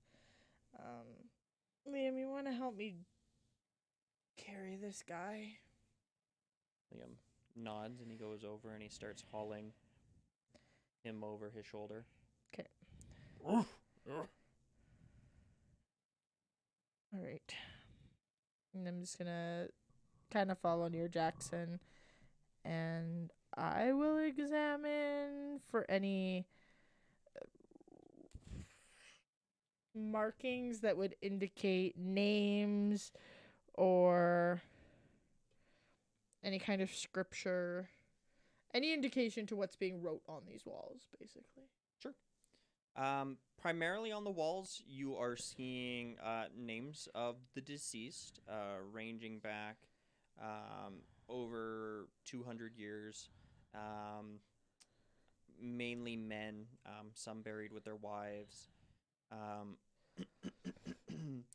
There seems to be money in this family, as you see gold engraved plaques and such denoting their names and whatnot. None of the names stick out to you as any importance. They all seem to be of this Delaney family.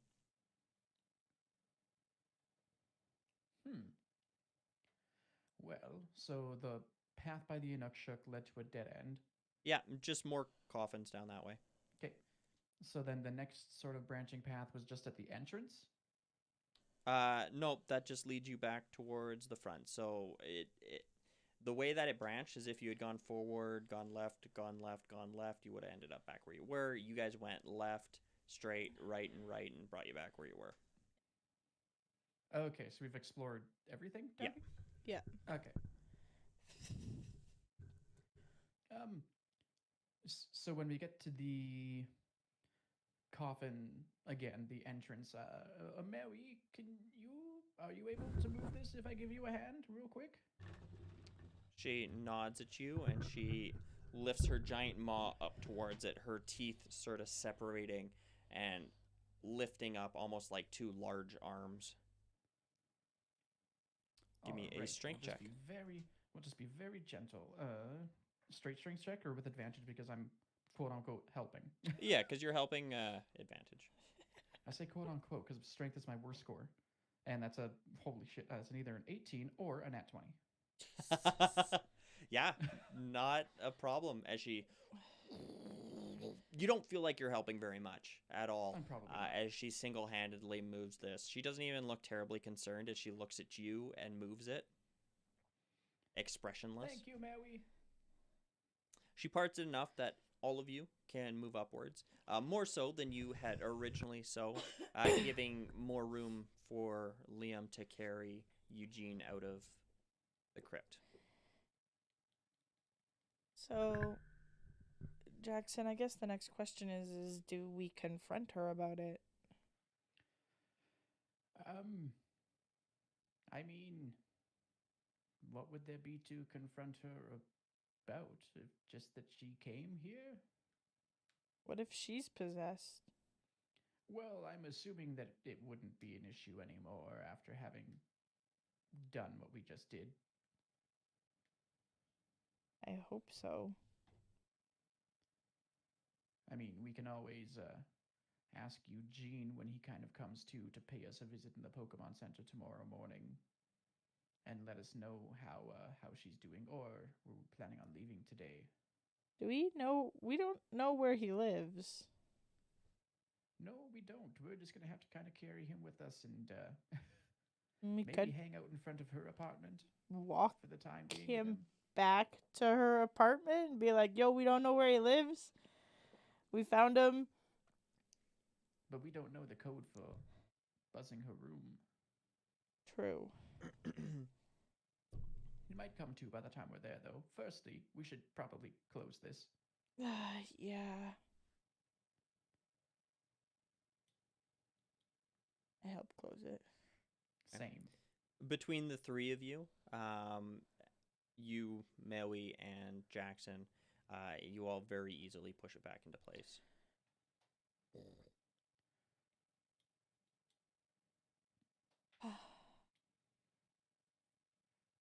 That was really Well. weird. That was terrifying. That seemed more like a monster from a horror book than a Yeah. Pokemon. That seemed like something out of a horror movie or like an old ghost story. I don't believe in ghosts, which I think is the only reason I was able to maintain any sort of composure, but other than that, I probably would have pooped myself. How do you not believe in ghosts when you've seen, like, Shuppet? I mean, there's a difference between ghosts of people's old incorporeal forms and ghost Pokemon, I suppose. I think I understand. It's like the difference between regular plants and plant-like Pokemon. Okay. I get it. That thing... I don't know. It could speak. Do Yeah. other Pokemon speak? I don't really know. I also didn't know Pokemon could, like, enter my body. Yep. Yeah, that was a very strange sensation, it coming up my throat. To say the least. Like, the absolute least. Yeah. You ever dream? And you, like, see yourself like you're in a movie? Kinda, sorta, every now and then. I don't know, it was weird. It was like I was both seeing myself, but not being myself. Seeing through my eyes. Are you okay? I think so. I just stand by the fact I don't think I really like most ghost Pokemon. I don't like that one in particular. Shuppet's fine. But I suppose those are the only two I've met so far. Shuppet's fine. But Vex is cute and small and tricksy. Not scary and mean and talky. Yeah, that thing had a bit of a tone of condescension to it. It was pretty weird. It was very weird. I can honestly say I'm not a fan. Yeah. I didn't want to catch it. But there's also a part of me that's like, what if it's not gone? Part of me also thinks we wouldn't be able to catch it. It seems kind of like an Exploud Houndoom situation. You think? Maybe. Considering it took on 3 of our Pokemon by itself, it didn't really damage them much, but it certainly put up a fight. Yeah. That's true. It was weird. I don't really know what to make of it, honestly. I'm probably not gonna think too much about it anymore after today. I'm gonna try to just make that a repressed memory. I'm hoping that that's one of those things I just don't remember, because I don't think I need to remember. The one benefit to losing your memory? I suppose. I feel like this is gonna stick with me for a while. Yeah, same. I'm hoping I forget it, but I don't think I'm going to. There. Just kind of quietly walks with Jackson. Eugene. Okay. Eugene, who is being hauled by Lucario, moans a little bit as you continue to walk, and you hear him saying quietly, Kiono. Kiono. Don't worry, we'll take you back to her. Walking through the city, you get a few odd looks. People watching you hauling this man over Lucario's shoulder. Lucario doesn't seem to mind. Probably a bunch of black tar still just dripping down his face. He is a mess. God knows what he got up to last night. It is somewhere after 7 o'clock at this point in time. And it's not until closer to 8:30 when you finally make it back to Iono's apartment. I'm gonna kind of rustle Eugene and just say, so we're back at Keanu's apartment, but we don't know the buzzer code. He looks up at you, his eyes sort of rolling upwards, and he mouths, 3, 2, 2. 3, 2, 2. Perfect. Brooke, do you want to call her? Sure. 3, 2, 2. Okay. There is a long wait and a little bit of static on the other end before finally you hear the sound of something pick up and a very tired voice say, Yes. Hello? Who is it? Yeah, she's only been in bed for like 3 hours. Hi, this is Brooke. I'm probably the last person you want to hear from, but we kind of got your fiancé, and he's in a bad way right now, and we don't really know where else to take him. Can we come up? There's a long pause on the other end, but eventually the magnetic locks disengage and push open slightly. Okay. I'll open the door for everyone. Okay, you do so.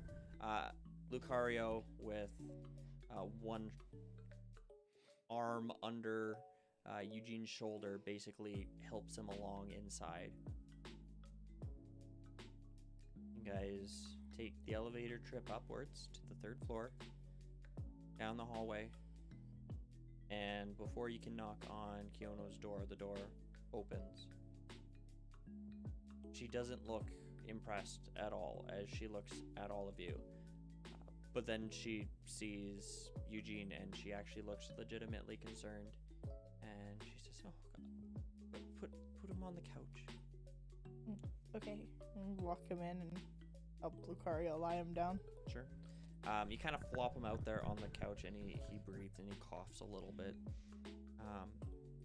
And she looks him over in both disgust and concern, and she says, Eugene, what did you do? What did you do? And he says, I went looking where you went. And she looks to all of you and she says, what? You what? What? We found him. I mean, he found us. Where? In the Delaney crypt? We were following up on a lead on a dangerous Pokemon in the area, and we're told there might be clues there. She looks a bit exasperated and she says, no, there's nothing there but a bunch of Zubat. That's... And she flops herself down into one chair and she says, God. You've been there? Yes. Yes, I go there every night. Since I can now, since I've been feeling better. I read the police reports and I had to see for myself. You know that Camilla had, she scared me so much, and I mean, after living through that, I felt like to get better I had to see it, you know, for myself. But all I found was a bunch of Zubats, and I mean, they're kind of cute. And I mean, they sealed up that church so much so that the Zubat couldn't get in. They couldn't get back to their homes. And they weren't faring too well in the light, so I found the closest place I could. But I go back every night to make sure that they can get in and make it back before the light. And sometimes I stay there and I hang out with them, you know? That's actually really cool. Would you like to see Camilla? Yeah. We can bring her back for you if you'd like to see her. Yeah, I mean, maybe, but God, I'm so sorry. This has gone on too long. I'm sorry that Eugene roped you into this. This is my fault. No, we legitimately just kind of stumbled into it. There was another Pokemon there that was much less friendly than the Zubats, though, so, I'd say you could still keep going back, just Be careful. if you can find maybe another place for the Zubats. Because they That's- also seem to be spooked of whatever it is that was down there. She nods. Says, all right. And God, Eugene, I never thought you would get hurt. I've been thinking since my brush with death. I gotta come clean. I don't know if I see you and me, you know, and I don't want you killing yourself over this. Like, I'm so sorry that you got hurt. I don't know what happened to you there, but it's not fair. I should have told you sooner, and she starts slowly taking off her wedding band. She says, I've been lying for years. I never really did like garlic. I was right. You like cooking with it, and I mean, I thought that maybe if I didn't let you stay the night, and I was distant, and I mean, I was tired, but thought that maybe you would break it off. But now that I know it's gone too far. And Eugene is mostly passed out on the couch at this point, and he's just taking it all in. He's like, nodding slightly at all of this. And Kiono looks up at the rest of you and she says,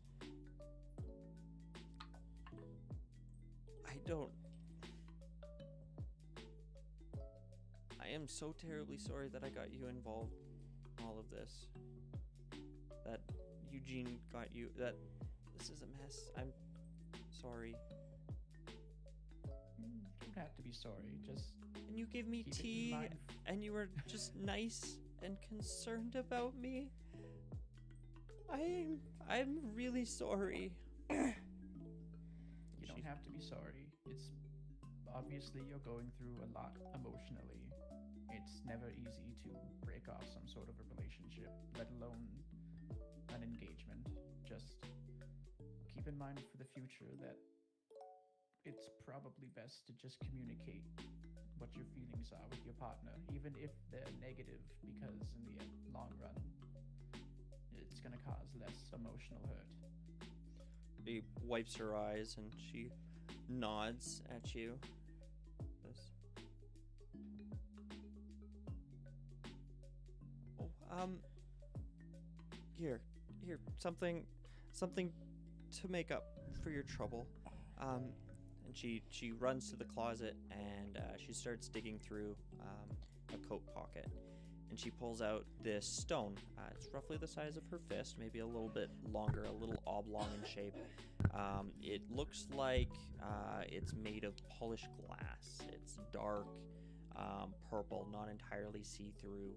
The center's a little more obscure than the outer. And she holds it out and she looks between Jackson and Brooke. What is this? I've never seen a stone that looked like that before. She says, I don't know. I found it in the tomb. I thought it was pretty. I don't know what it is, but maybe you would have better use of it. I mean, we can always take it and ask Professor Lodge what it is. And Yeah, Jackson, why don't you hold on to it? Sure, I'll hold on to it. We can ask Professor Lodge. Actually, speaking of Professor Lodge, for the Zubats, she might be a good person for you to contact to see if she knows of any area around here that they might be better suited to be relocated to. She's the Pokemon professor, our sponsor. She smiles and she says, "Okay, I'll get a hold of Professor Larch. Yeah, I'll see if she has any ideas." And at this rate, Jackson and I will probably be heading back to the Pokemon Center for a rest, leaving probably tomorrow at this rate. If you do want to swing by to see Carmela. Well, Be at the Pokemon Center. I would like that, but I think I have some things to take care of with Eugene. That's fine. But if you're ever around Serene City again, I'd love to meet her. I'm sure we'll be back at some point. We'll swing by. Smiles and nods. And thank you for the tea again. No problem. It's good tea. Good tea should be shared with people who you care about. Very true. Very. I could use a nap. Same. Anyway, take care of yourself, both of you. She smiles. I will. And she looks over at Eugene, who is still looking a bit peckish, and goes, "Thank you. You're welcome. Sorry." It It's didn't okay, eat we've you. Been in, it didn't eat you, and we've been in hairier situations, believe it or not. Yeah. Just nods. Breathing seems a chore to him at the moment.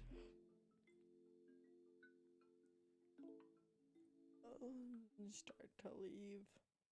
Okay. You guys leave the apartment, Kiyono closing the door behind you, and start your walk back to the Pokemon Center. This is probably a good time to end this. Please, I'm tired. Note, 2 hours of battery life. Okay. Oh yeah, I should do that now before I forget. Ooh, I should actually check Mayui's experience. I didn't actually check it before that fight, but I know she was close last time. Well, that's all, folks. Don't you sound fucking chipper. How much do a single battery's life have? 8. 8 hours. Okay, so I'm down to 2 batteries. Yeah, I'm down to 6 hours on one, 8 hours on the other one.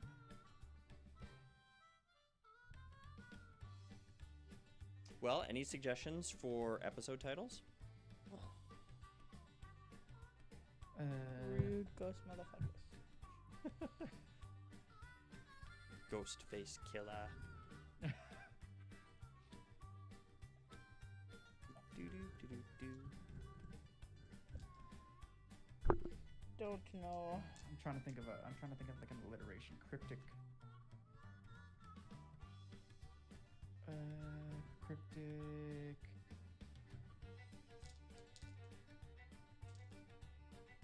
Cryptic Cryptic capers. communication.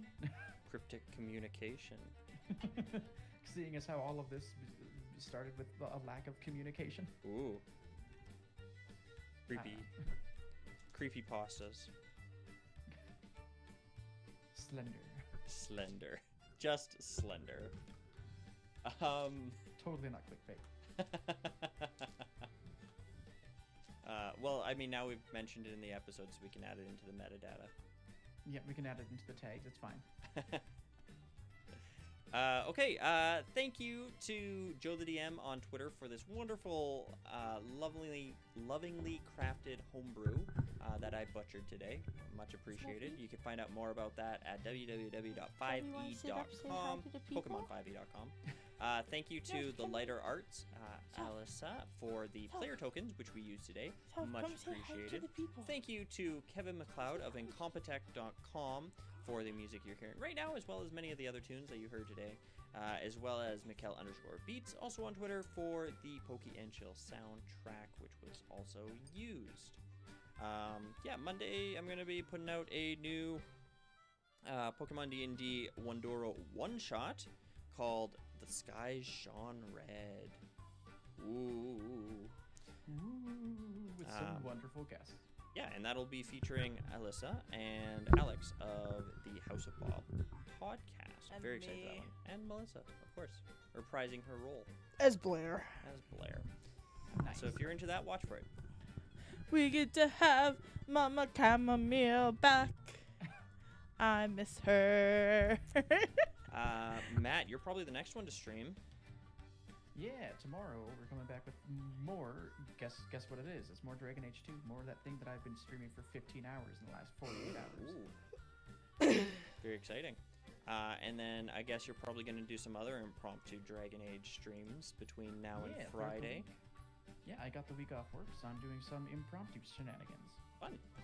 And then back on Friday for Paladins, probably. Yeah. It's our in-between Plaguesmas streaming schedule, I guess. The next Pokemon D&D is on the 28th. we'll see you guys then for more Pokemon D&D. Yeah, that's all I got. Good night, everybody. Have a good night, guys.